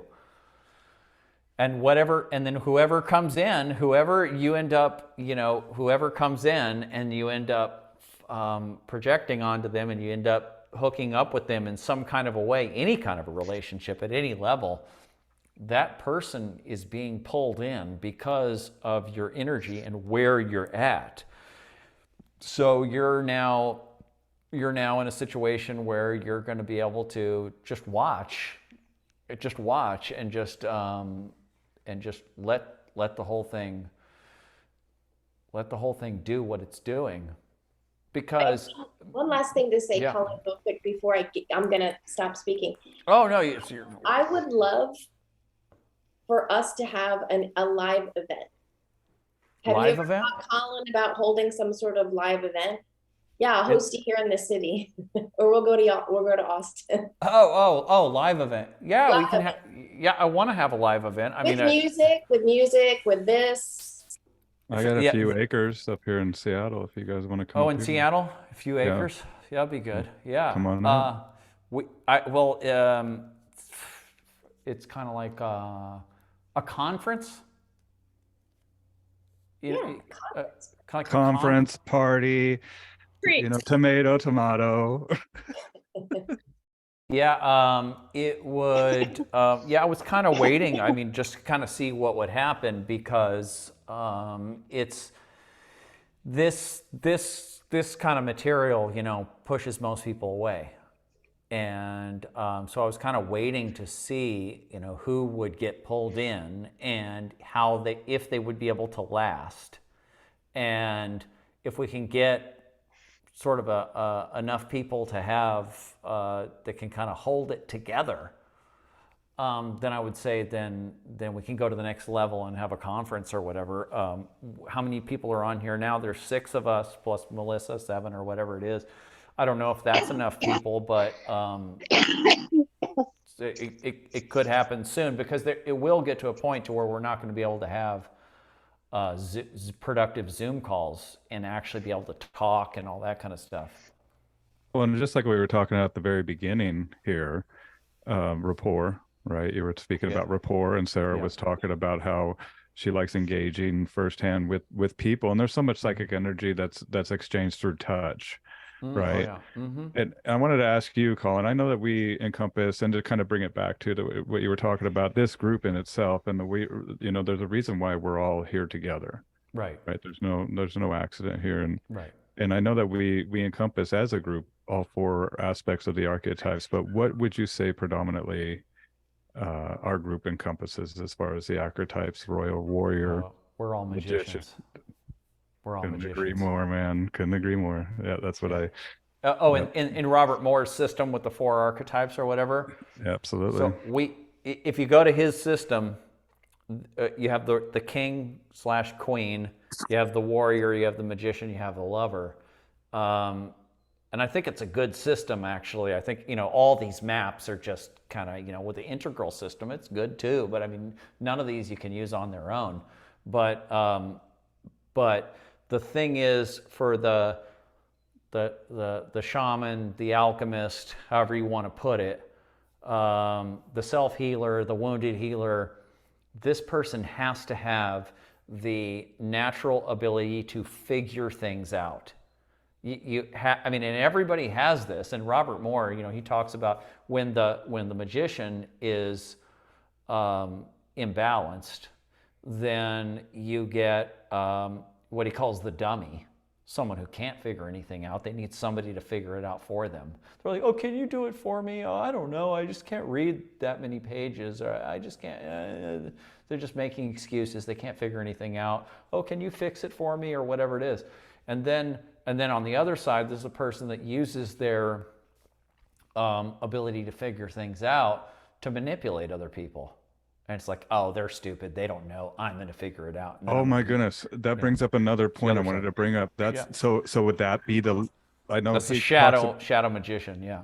Well, that would also be the lowercase s self, another aspect of that, right? Because the other case, the higher case s self, it would be like using this information for the self of humanity, right? Where the lowercase s self is to use it to manipulate humanity for the benefit of myself, or the lowercase s self. Would you agree with that aspect, or that interpretation? Well, yeah. The big S self is sort of it's the imago Dei, so it's sort of it's the sort of your connection to the cosmos. It's sort of like the, you got the electrical power grid out here running 440 volts or whatever, but then you have a transformer box on the pole and it comes down here at 120 or whatever it is. It's a step down transformer. So this is kind of like a step down transformer. The big S self is like a step down transformer, so you don't blow up. And people that get a Christ complex, a Messiah complex, or whatever, the structuring has been broken and they're just getting inflated. So, but the big S self also in the Jungian system also encodes your unique genius. So, the way Robert Moore talks about it is this dragon energy is the energy. He uses the symbol of the dragon. He thinks that's the mythological symbol for the energy of the God energy that's moving through all of us. And that this energy is both good and bad. It's amoral. And so it's the structures of the psyche that moralize it. It's the superego or the persona that moralize it and say, okay, here's the roles that are appropriate in life and stuff, and moralizes it. But what's in the Jungian system, what's trying to happen is this energy is trying to come through you, and it's trying to manifest some kind of unique print in the universe. It's like God is like on the other side of that, looking through the periscope, looking at the whole thing, and just saying, I'm coming through you, and I'm creating something through you, and you better do it. Right? And if you don't do it, then you'll blow up one way or another. If the energy gets overused, that's when you get ego inflation. And then the little s self, which is the ego, that thing gets blown up. That becomes narcissistic. It becomes totally grandiose. And it'll blow you up that way. Or like I said, it turns into all kinds of addictions and all kinds of complexes and stuff. And so then it turns back on itself and it destroys you that way. So, but what was your question again? Oh, nothing. I was just asking about, like, would that be also interpreted as using the knowledge that we have as magicians, right, to benefit humanity, right? And that's where I would refer to that as a higher case S self of giving, and then versus to manipulate to benefit the lowercase s self of ourselves. In Robert Moore's system, out of the four archetypes, the function, the sort of the archetype that you're talking about that helps humanity is the royal. It's the king in a man, or a queen in a woman, but it's we both have an animus and anima and all that. So it's the royal function. If you're talking about a man, you're talking about Robert Moore and all that, that's the king. And so the king creates a kingdom and orders and structures the kingdom to bring energy and prosperity to all in the kingdom. And then the queen is a nurturer, and she nurtures everyone in the kingdom. So that's that. Now the magician is the problem-solving function. So in Robert Moore's system, everybody is trying to grow up to be a mature adult, to be a king or a queen. But a mature king or a queen has a proper relationship with the warrior, has a proper relationship with the magician, and has a proper relationship with the lover. And so all of those have to be developed. They all have to give you problems, and then you have to figure out those problems and get over it and mature. All those lines, he calls them archetypal lines, those all have to mature over time. And that what you're trying to do is you're trying to become a healthy king or queen. And then you're going to use your problem-solving capacity to help the kingdom. You're going to use your warrior energy to create proper boundaries and defend the kingdom. And you're going to use your lover energy to bring everyone together and to bring joy and prosperity and bonding and connectedness to everybody in the kingdom. And so you're working on all those things. And the magician is how this stuff all falls together, and where to move, where to place the problem. emphasis. Yeah, the magician is the scientist, the priest, the shaman, the problem solver, the one who can see, one who can see things, who can go, oh, somebody walks up to you and says, here's this Rubik's Cube, or can you figure out how to make this work? Or walks up to you with some broken thing or whatever and says, can you figure out how to make this work? Or they say, let me tell you about my family and what's going on with my family and my stepson and blah, blah, blah. And he thinks that my blah, blah, my sister and all this, and they're having fights and all this. And you look at the situation and from an outer perspective and you go, oh, well, maybe he's just jealous of the fact that she's doing this, that, and that. And then you go, oh, wow, that is what it is. You figured it out. Yeah. As a dog trainer, that's what people bring their dog problems to me, and I solve that You're a problem. magician. Between the animal and the human. You are. Do you guys think that you need to be an outlier to be a magician? No, you don't have to be an outlier to be a magician. Okay. Explain that, because that gives me, like, that would feel like where you get the perspective. Well, you can be a technical magician. You can just be a scientist, right? You can be an inventor. And I mean, a good inventor is, like what Peter was saying about science, about, the scientist, if you're really doing true science, then you're constantly questioning assumptions. And so your science is evolving. And so in that way, you do have to be an outsider to a degree. But to actually be a good, technical magician, be able to be a molecular biologist, then you just have to have that problem-solving capacity. And you may not have this, if you have the magician line, it's sort of a line in the human psyche. And if part of that line moves over into the religious or spiritual dimension, that's where you get your priests and your shaman. But you could totally be just a sort of secular magician and just be really concentrated on that one thing. And you might not be using your problem-solving capacity to figure out your own psychology. You might just not, you might have that capacity, but you're not using it for that. You're a molecular biologist, and you're extroverted, and you go to church, and actually a lot of scientists are naturally introverted, actually. But you can be an auto mechanic or whatever it is, and you don't have to use your magician problem-solving capacity in a spiritual or psycho-spiritual way. So that energy is, but that energy is, that's how we created all of this technology for this civilization, because we have very strong magician flow in Western civilization, and not all of it is inward pointing. A lot of it's very external.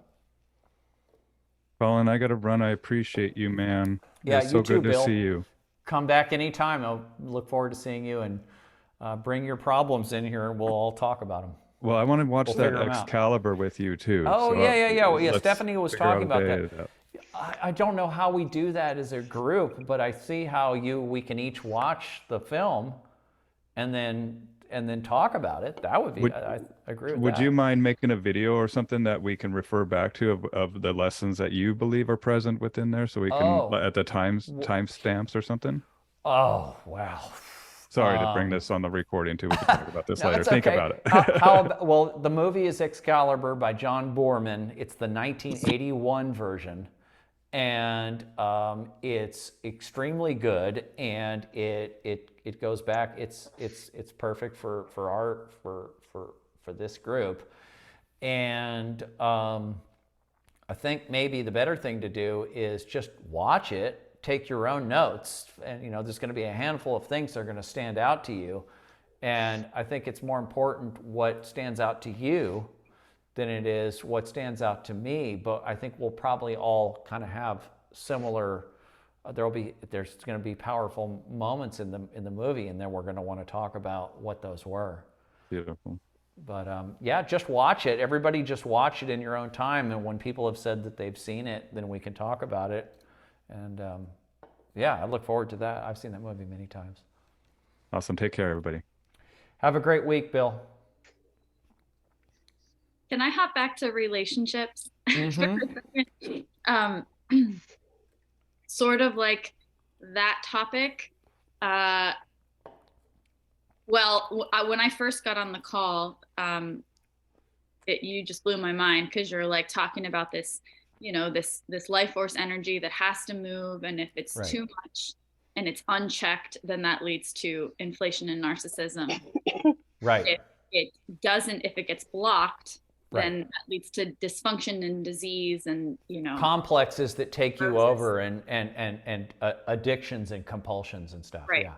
So I just like, this is just this big kind of like aha moment that I had when I was hearing that, because okay, I'm like kind of hopping around to like a few different things. It's Stephanie. That's a big aha moment for me too. I've been working on that for like 10 years to be able to just say that in a single sentence like that, and to be able to read Robert Moore and then be able to go back and go, because he doesn't say it in a single sentence like that. I had to kind of put that together.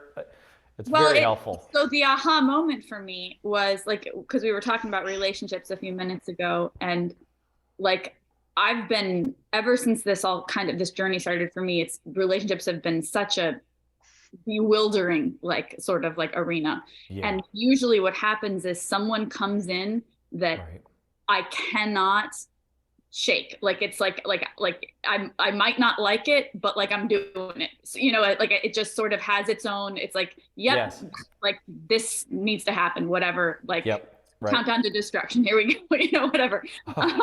So what I realized, because the types of people I've had, kind of like 3 powerful kind of situationships since in the last 10 years, and they've all been pretty short.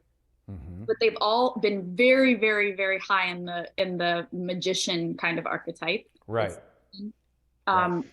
And they all, where my energy kind of got distorted, I think is because it got stuck, because with all the trauma, I just kind of shut down, and I kind of just stopped doing things and got way in my head spiritually, and just sort of like thought that was going to solve all my problems.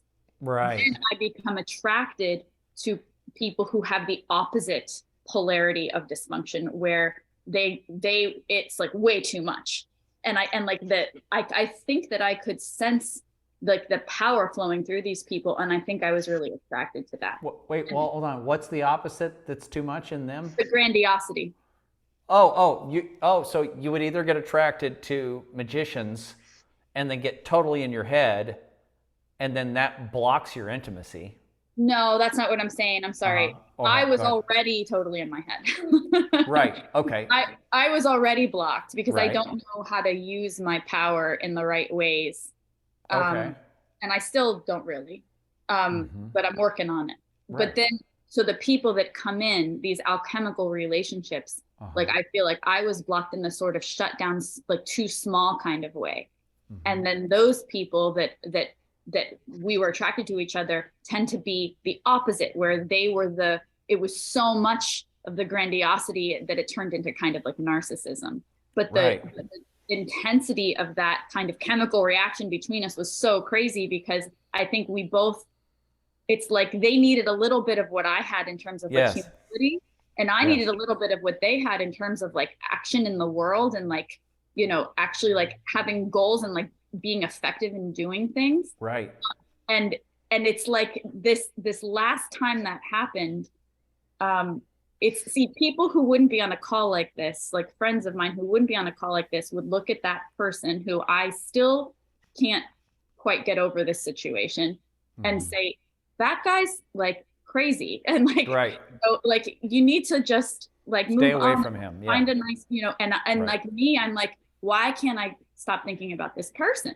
And he hurt me so much. And we would have these, and he needs to mature emotionally, I think, in order to even have any kind of relationship be viable and not just like super chaotic and toxic.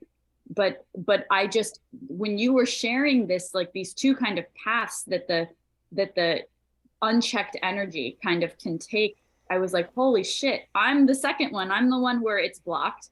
And the other person is always one where it's too much. And then we come together and like, it's bananas, This is where we get into the subject of projection, right? And in the Jungian system, men and women, they project their contrasexual image, their animus or their anima, onto the other person, right? But it's more than just projecting that. It's exactly what you said about personality traits. And so they're holding two legs of the table up and you're holding the other two legs of the table up, right? And so the narcissistic, grandiose boyfriend, he's actually holding your grandiosity and your narcissism for you that you're not ready or able to do yourself, right? It would blow you up, right? So you get the grandiose narcissistic boyfriend, get together with him, get this huge rush out of the whole thing. He gets to hold the majority of it. You get to feel the energy, and then he gets the same thing out of you. Maybe he gets more, problem solving ability, or maybe he gets more groundedness, or whatever it is that you're bringing to the table, and you guys become a pair, and that works. But the problem is that once the projection starts to fall away, which always does, and then it comes down to, you start to look at the whole thing, and you look at the table, you look at the thing you've created, and it's all wonky and distorted and stuff. And you're like, okay, well, we got to start fixing that. We're going to have to pull that off. We're going to have to refinish this. We're going to start working on this. And then that's no fun. Projection and grandiosity is fun and exciting. And sometimes when it's really even destructive, it's trauma drama. It's still a lot of excitement, and you get a lot of endorphins out of the whole thing, and life has meaning.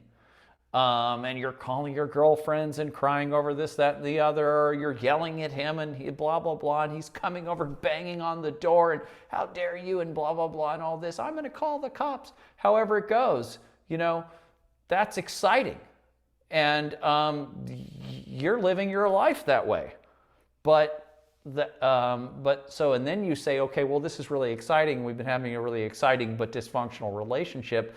And I think I would rather use the relationship in a more productive way. And let's kind of maybe try to get to the bottom of why that triggered you, or why that triggered me, or why I'm seeing these things in you. Or let's talk about your grandiosity, or how it's a function of my grandiosity. And then the other person says, oh, no, I don't want to do all that. I'm just here to have fun. And then they're out of here. They're not ready to grow up. And so as soon as you kind of bring it back down to earth and you try to use the situation as a developmental vehicle, then most people don't want to be involved in that. And so, yeah. Sorry to interrupt. Yeah, you're great. Just in this case, I think maybe this is part of the why I can't seem to let it go, because he does want to do that, but he's too dysfunctional, in my opinion. It's too, it's like, there's, lying, and like, it's just very chaotic. And like, it's almost like the magician is like on crack and just like all over the place. You don't even know where the ground is anymore. It's just too much, which on one level is very, very seductive to be around in a way, because it's very dissociative. Like it can be very, very, very magical to be around somebody like that until you're trying to actually be like, okay, like we need to go to the store and buy toilet paper. Like we need,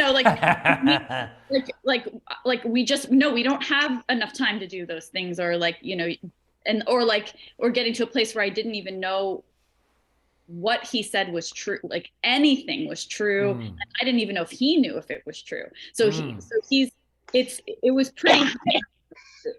Yeah, this is what Robert Moore calls unregulated grandiosity, or unregulated infantile grandiosity, he calls it.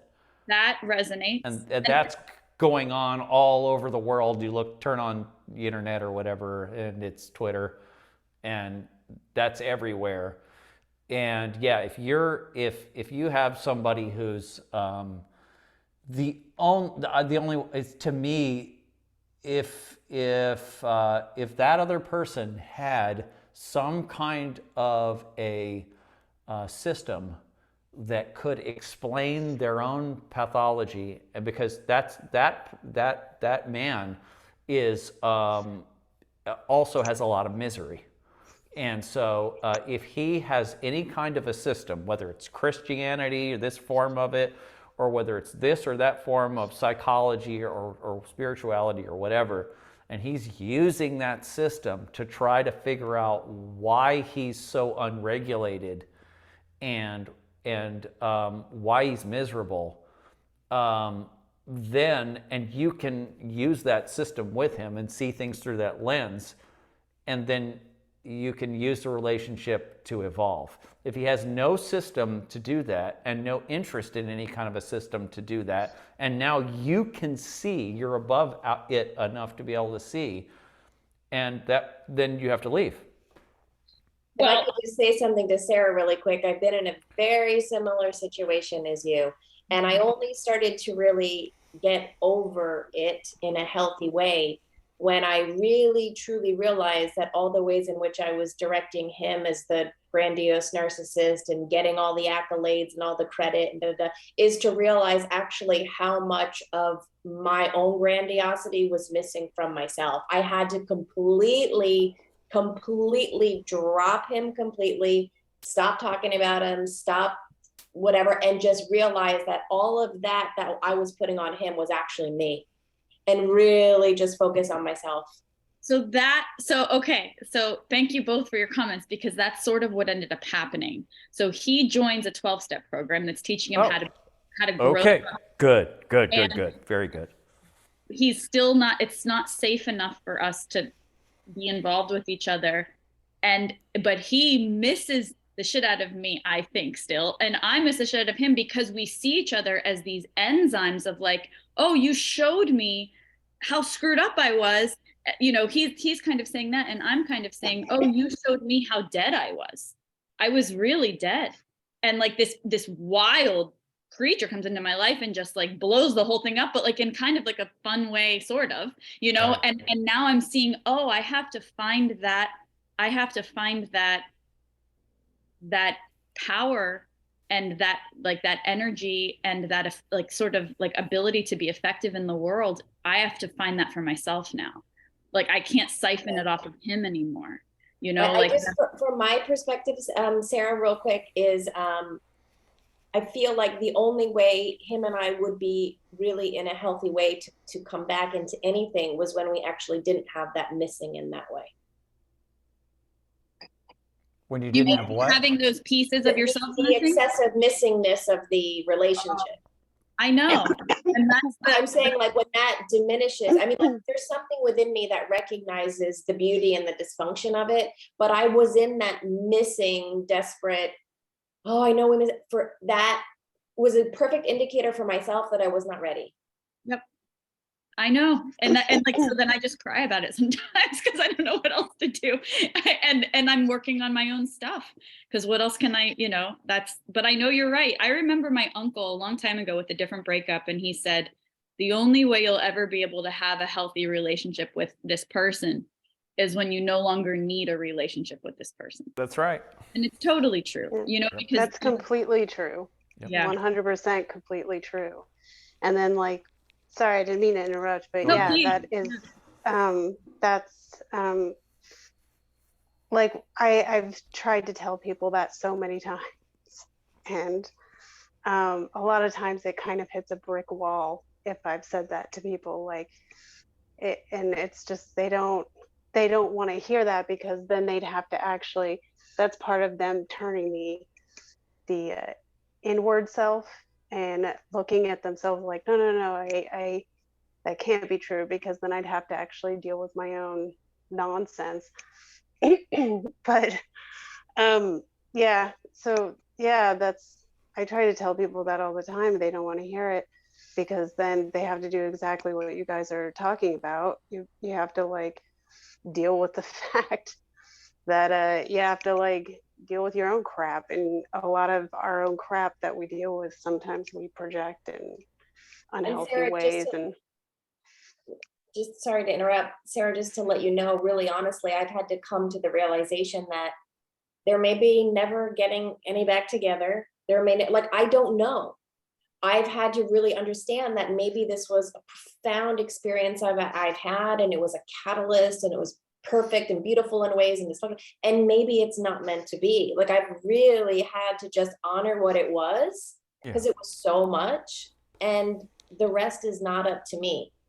Right. have you guys ever heard of this concept? I mean, I don't know how popular it is or anything, but it's something that like I kind of heard about a little bit about years ago, and some people put it in this like hyper conspiracy spirituality box where it's like way over the top, but it's something called like soul groups, and where your particular fraction of God or spirit, I usually call it, your particular fraction, that like little slice of spirit or God that's inside you, is constantly sort of moving in these like spiritual soul groups, where like each life that you go through, you actually kind of, sometimes you kind of, certain fractions of that spirit are like coming together, in a magnetized kind of way, and you kind of just end up meeting each other here or there. And then the concept that, sometimes you get a fraction of that spirit that you are of God, and it bumps into another, maybe familiar subconsciously, maybe completely, totally a stranger fraction subconsciously, but you bump into each other. And the only thing that was supposed to happen was that one little sliver of like, lesson, or that one little lesson, or that one little like aha feeling that you get. And that was the whole point. And it was meant to do something very specifically, to either subconsciously throw you into like a specific path to make you think, or evolve in that way rather than that way if you hadn't like had bumped into it. So Yes. maybe, Sarah, I think about that yeah. kind of stuff all the time, and it's like, parents who have like as sad as this is, like parents who might have like a child who, dies very young, and maybe that fraction of spirit that the parent is, they needed that experience so that they could evolve in that way. It's in a spiritual way, even if that was the only thing that happened in that one lifetime, and then that, so I don't know. It was just something I was thinking about when you were saying that there's a point to all of that. And like maybe sometimes it's actually like specifically part of whatever the goal is this time around. Whether or not the New Age version of how that's described is accurate or not, everybody knows that's true. I would like to think so. That we all know from experience that just is that. intuitively true. No matter how you think about it, as the mind is a relational field, and how that it's, and or you say it's in a Jungian way, it's a representation of the integration of inner psychic parts that are working their thing out, or however you put it, and whether or not you link it with with past lives or whatever, I don't generally do that, but the way in which other people serve your own evolution, and that depending on where you are in life, you constellate, they say, in the Jungians say, you constellate a different relationship sphere around you, and you pull in different relationships to basically in service of the individuation process, which the big S self wants to happen. Yeah, I think that's what I mean. Yeah. To add on to what both Sarahs were kind of saying is I got really hung up on the New Age community with twin flames. I was locked into that for like 6 years with this person.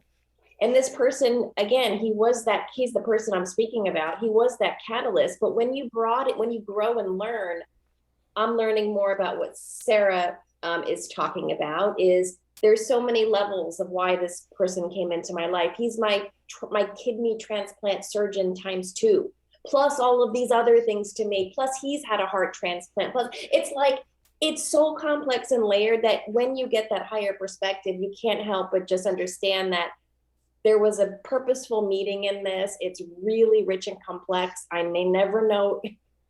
we may never be together. I don't know. Maybe we will work together. Maybe we won't. But any sort of desperation, longing, wishing, desiring, he's the one. All of that has to go. It's got to go. I mean, the only way I know to let it go is to really, like, if I try to tell myself I don't feel what I feel, to me that's stuck energy. So like I have to just try it out, you know, like there's I'll go through like a whole month where I'm like, I don't need this, you know, like I'm so much better off without this, you know, tumultuous, crazy thing in my life. And then the last like 3 days, suddenly, I think it's the change of the seasons too. I'm like, nobody feels the way that felt. Nobody like nobody gels with me the way that worked. And like there's this longing. And I think when someone like impacts your life so much, there's a natural, very human kind of like desire to just sort of like be like, well, we're traveling together now. Like, I don't care if we're together, but like, I want you around. And, you know, and the idea of, you know, oh, maybe it would potentially work once we no longer needed it so much. Well, that's not a very romantic idea, is it? You know, like that's not how the movies are. The movies aren't like, oh, like they both, you know, the movies are like, it's like The Notebook. And then they're like, oh, like I missed you so much, like that kind of nonsense. But sometimes you have to have a little bit of fun and know it's just for that. And then you move on, you know. But you know what, in the moving a on, lot of people who do that. I just have to say, in my moving on, there's no resistance to the fact that I will always deeply love that person. There's no resistance. I've let go that this may or may not work. I long for that person. I love him. I'll always love him no matter what. So I don't have to shut down my love or appreciation for him in my life, you know?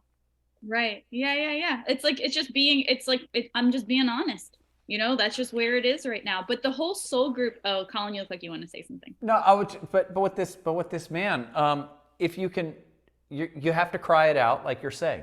That's what you have to do. You have to cry it out, and you have to keep crying and keep crying and keep crying and keep crying. And every time you cry, every time some new feeling or realization comes up out of the crying of some aspect of the relationship that or of him that you long for, or that you miss, or that you love, each of those qualities is perhaps a quality that you were using him to access in yourself, or you were projecting, and that you can now take each of those qualities. You can go, okay, well, there's this thing about him that I'm going to miss forever.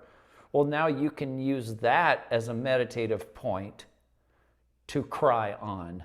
And then another thing can come up. It's another shadow bit that you can then focus on and cry on and think about and feel. And every time you go through one of these emotional processing sessions, everything that comes up is a little piece of gold that you can then explore in your feeling state and analyze. And if you do that, now this breakup it's thank you. Thank you for doing that, because you needed that. You needed to pull that away to be able to activate all those wound points, so that you can then start going into each of those wound points and start purging all that garbage that's there and tracing them back to your early life. You needed this. You needed this separation to be able to see what's underneath. But the worst thing that you could do is to not use the situation to analyze all those things and to feel all those things. So you just have to accept that.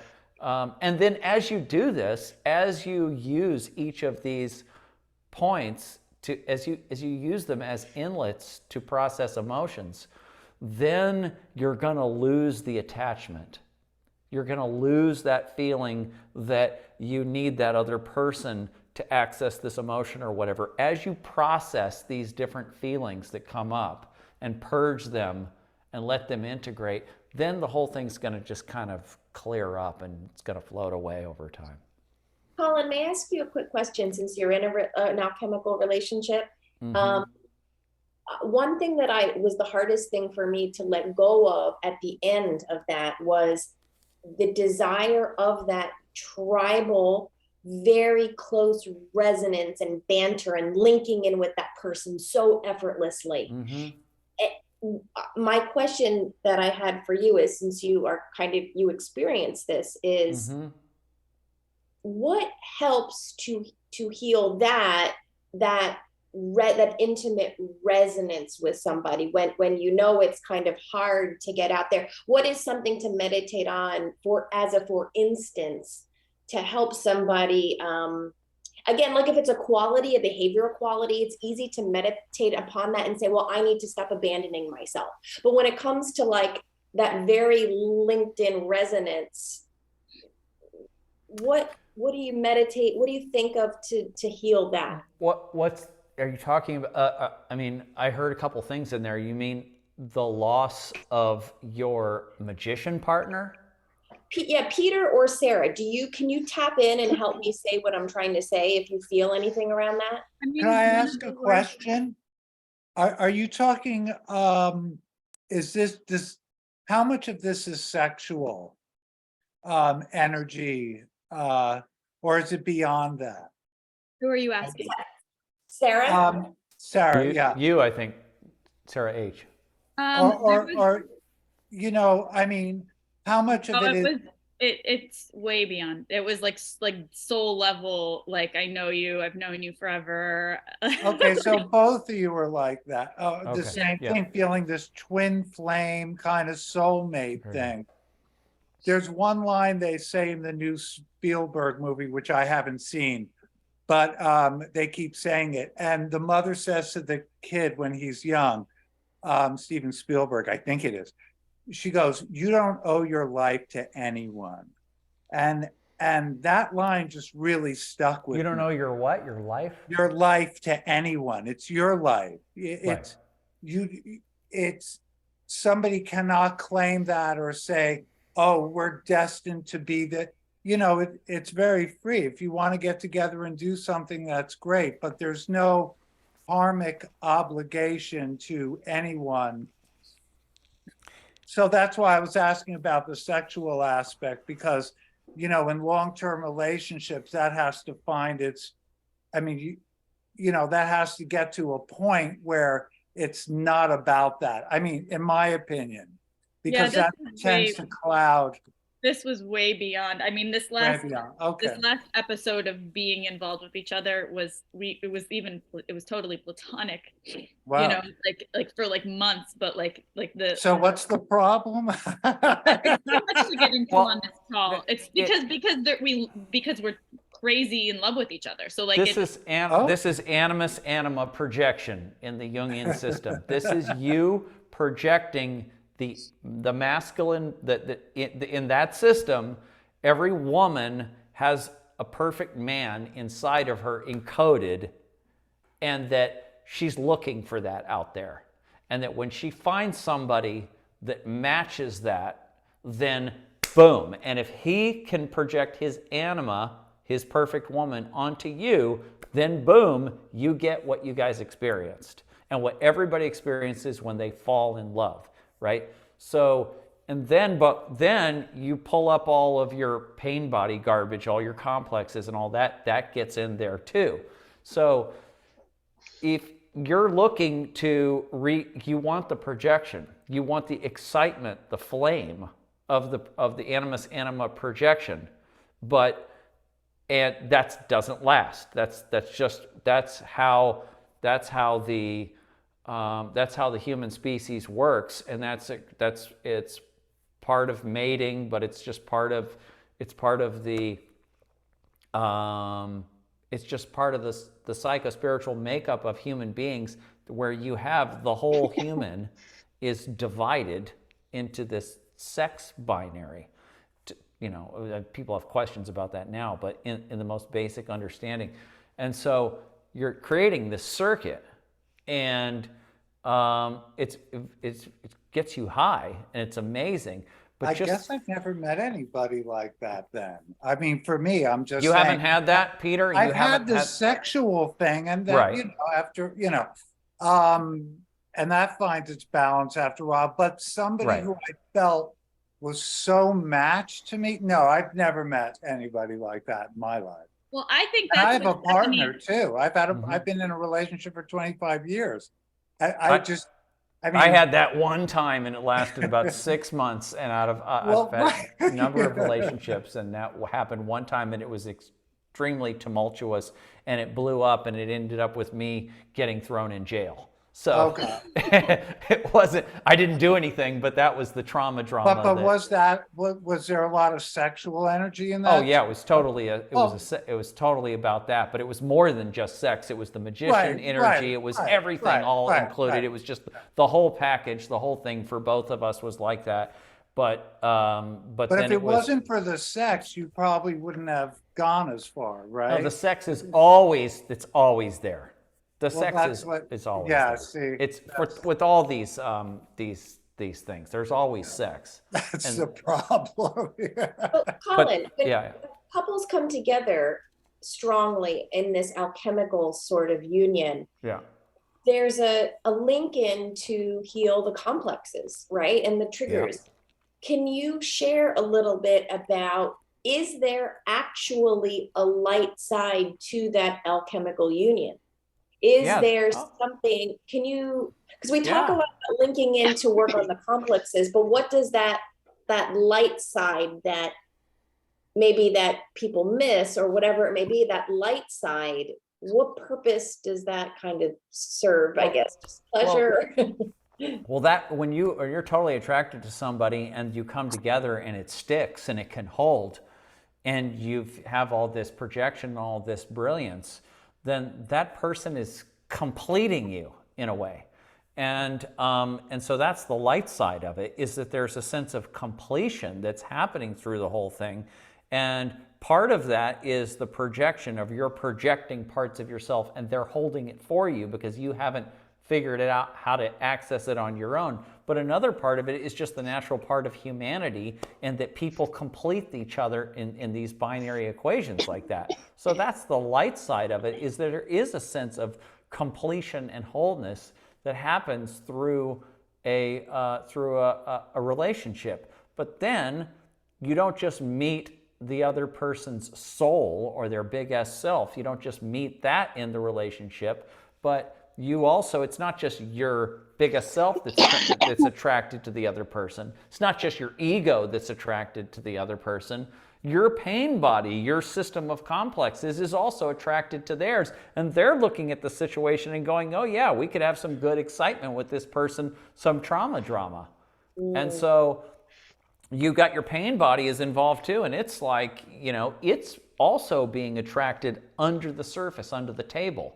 And so you get into the relationship, and the pain body is not seen and not known in the beginning. The complexes are not seen and known in the beginning because the ego is so inflated and there's all this projection going on. But then after that starts to calm down, then the complexes start to rise up and say, okay, you've been ignoring us. They're little narcissistic little children inside you, and they're ready. They need their energy now. And so now you better become the mommy for him, or he better become the daddy for you. And you better feed these little narcissistic little broken off child parts, and you better do it good or they're going to freak out. And you're going to run into all that. And so that's the dark side of it. But the light side of that, you can get light out of that if you can have some kind of a system for understanding how to use those conflicts that are created by your complexes, by your pain body, however you want to put it, to show you where you're wounded. You need him to trigger you. And he needs you to trigger him, to show you where you're needy, to show you where you're wounded, to show you where you're infantile, to show you where you need to grow. And so you need that other person for that. And so what you can do in an alchemical relationship is that stuff was going to get triggered, it's going to get put up, and then you're going to go, okay, where am I with this? How did I handle that? What's behind that? What was the little infantile need behind that conflict, and let's talk about it. Let's put it on the table. Let's start purging it. This is why we talk about that emotional processing technique all the time, where you cry through it. Then you talk about it, and then you go dig down, and you go, well, where was it in my mother? Where was it in my father? Where is it in society? Where's the archetypal core of this wound, of this pain, of this neediness, this dysfunction? And you go start digging at it. And so that's the light side out of it, is that, you had this pain body was activated, but it exposed a little piece of gold right there. And now you can use that, thank the other person for helping get access to it. And now you can start, working on those wounds. And then the other person is going to say, yeah, okay, well, this is what it triggered in me. And this is where I'm hurt, and this is what it made me feel like, and this is how I felt like when I was a kid and my mom locked me in my room, or when I was bullied in school, or whatever the situation is. And it's just bringing that back, and I haven't really purged all that, and I have to cry through that, and I have to go work with that, and then start, and you have to kind of give up a little bit too, in a sense of awe, that how autonomous the complexes are, and how that they take you over and run you, and you're totally out of control. And that's just horrific to just recognize, well, look how old I am, and I've been working on this for so long, and this is still happening. And this thing is still taking me over, and it's still turning me into this monster, and it's still happening. And, and then you brings in a lot of humility too. And that's how it goes. That's what this process is. So you want somebody, and you do evolve, and you do get higher above it, and you do get less needy, and you do get less projecty, and you do get more sovereign, and you do get more a sense of self. And then you do slowly, as people who are, I think a lot of us in this group, I think there's kind of two ways that you can process, the two sides of the spectrum of your grandiosity, your libido energy. You can get totally grandiose and narcissistic and fly, or you can get depressed and self-deprecating and tired and laying down and walking away, or whatever your version is of not using your energy. And as you keep doing this work and keep doing this digging down and using other people or anything that triggers you, if you don't have a man or a woman in your life to be able to do the triggering for you, well, then it'll be the neighbor, it'll be the city council meeting, it'll be the guy at the stoplight, whatever it's going to be, it's going to trigger you. And each of those is just an opportunity to keep processing this junk and working on this. And slowly you're going to rebuild your plumbing to the point to where you can start to handle some of this grandiosity, some of this narcissism in a healthy way. And then you're not going to need to project it onto other people anymore, and you're not going to need to bring in grandiose narcissists into your life, and you're going to be able to be Robert Moore calls it healthy narcissism. It's being able to recognize, and he makes this very clear, is that in order to do fantastic things in the world, you have to feel fantastic. And that means you have to be able to get high on your own supply a little bit. You have to be able to inflate a little bit, do something fantastic, and then get off stage and be like, and undo and get back down to normal life again. But you have to be able to eventually handle your own dragon energy, your own grandiosity. And if you're not doing anything fantastic, it's because this is blocked up. And part of it is because we have all these complexes feeding on our energy, but another part of it is because we're using those complexes to regulate our energy that we couldn't handle at this point in our evolution. If we were to get rid of the complexes, like I said earlier on, it would blow us up. And so we're in the right place at the right time. We're in the right place. Right now, you're in the right place for where you need to be, and so am I, and so are you. Yeah. Colin, a quick question. I'm thinking a lot about... Oh, I'm talking without the camera. I'm sorry. Camera went out? Okay. Go ahead. About this perceived negative connotation of introversion, or like the balance between introversion and extroversion. You just said that, you have to be able to get a little bit high on your supply to produce, to allow your alchemical gold to come out. Mm-hmm. I'm thinking in my head, it seems that help me to see this properly, where only a balanced, healthy state of narcissism displays an extroversion. Yes. Can you help me to understand is that true? Is it true where too much time in introversion is a lack of confidence in our own grandiosity? I'm trying to find this.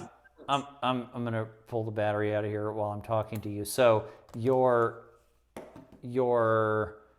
in an introverted mode, and you're saying you're in an introverted mode,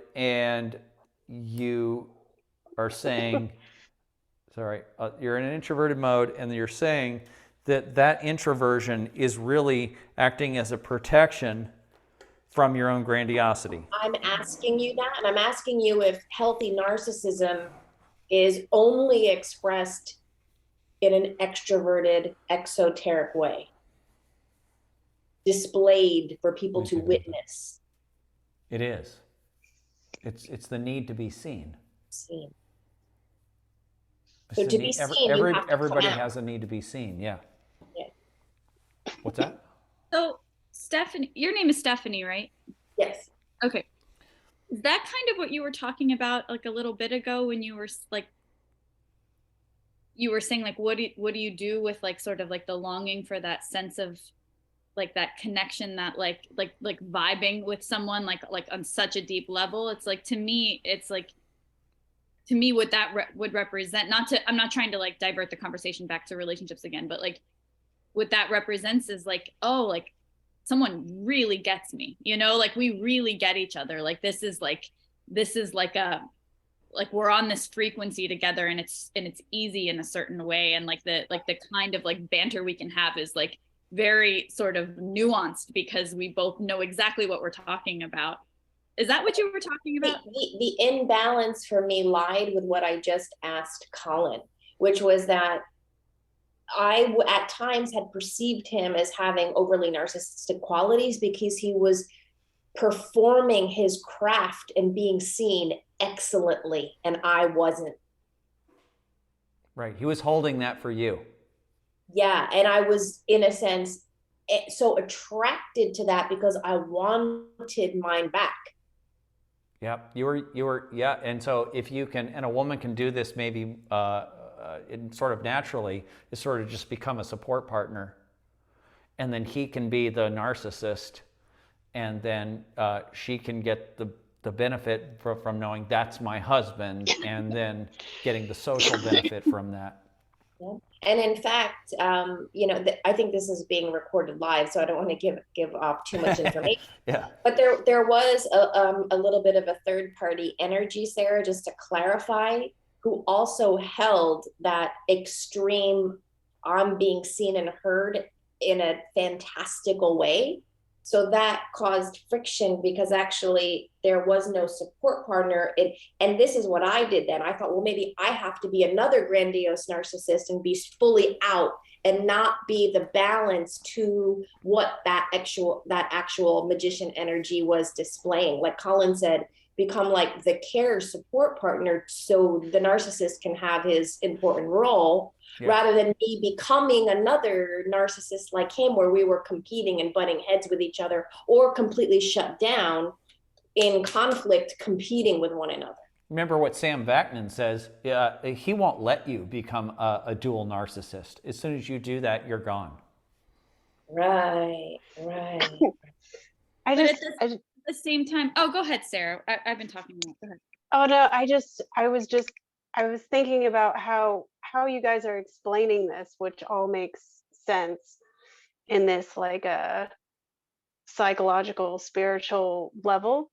But it was making me think about, there's a thing that happens with physical biology where, like, if you're actually looking at like how the human body biologically is structured and how it works mechanically, if your system biologically is lacking something, like it's starving for a certain kind of component it has to have, like if it's vitamin D or vitamin or a salt, in my case, like my body doesn't process salt, or it just gets rid of too much salt.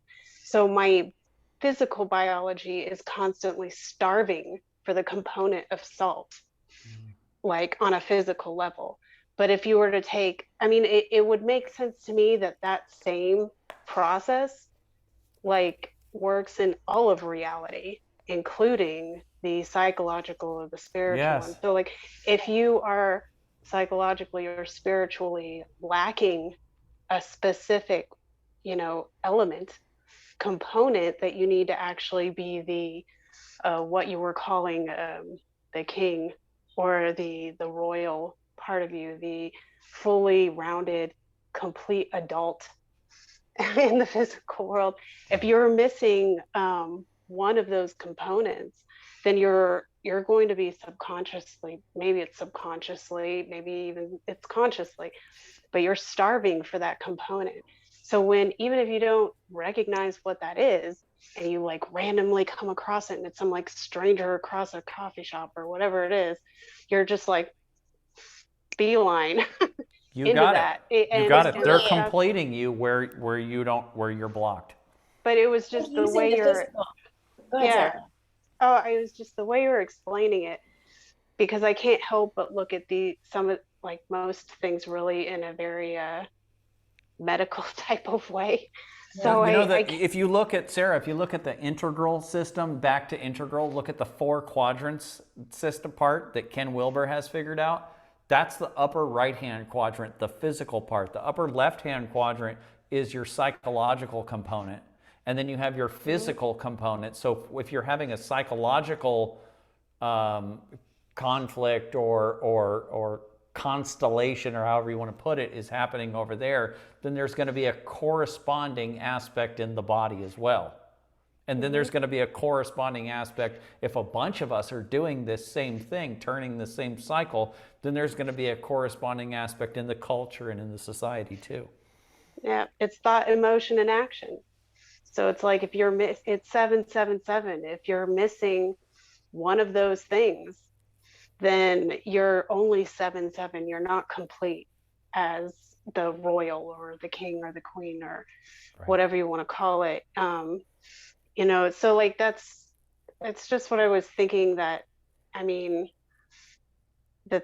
it makes sense that operates that way in all of reality, whether it's physical or it's It does. psychological. That's there you get the alchemical saying, as above, so below.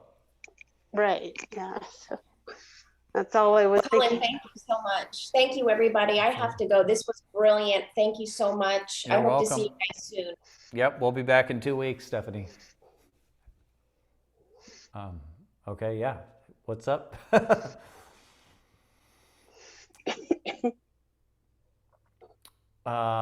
Do you guys want to, is there anything else that was pertaining to this subject today that I talked about in the opening that was unclear, or that you want any information on? Or does anybody want to explain another problem, solve something for their own situation? I don't know. I think I want to stay on like as long as you're on, but I no, also feel like I should. I also feel like I should let myself digest this, because I feel like I have enough food in my mouth right now. I should slow down. Oh yeah, no, we've gone long enough. I just always make sure that everybody's not cut off, before we go. I appreciate that so much. And thank you so much, Colin. Like, when I first jumped on this call, I was in the shower. I was like, oh my God, I forgot. I waited for like a week and a half, and then I totally forgot. But I jumped on at the exact right time. I was this is spectacular. So I will see you. It's every 2 weeks. Is that right? It's every 2 weeks. When I get off after this, I'm going to put the new Zoom link up. And I don't think, I mean, we interrupt it sometimes, but I don't think we're going to. It's going to be, we'll be back here in 2 weeks on Saturday. Well, it's really good to see you. It's nice to meet you. Sarah. Sarah, Peter, good to meet you guys. We'll see you again. Okay, everybody else good? Thank you all. Okay, thank you too. Colin. Thank you, Sarah. Thank you, Peter. Yep. Thank you Thank all. you. Okay, we'll see you next time. Bye. Bye, everyone.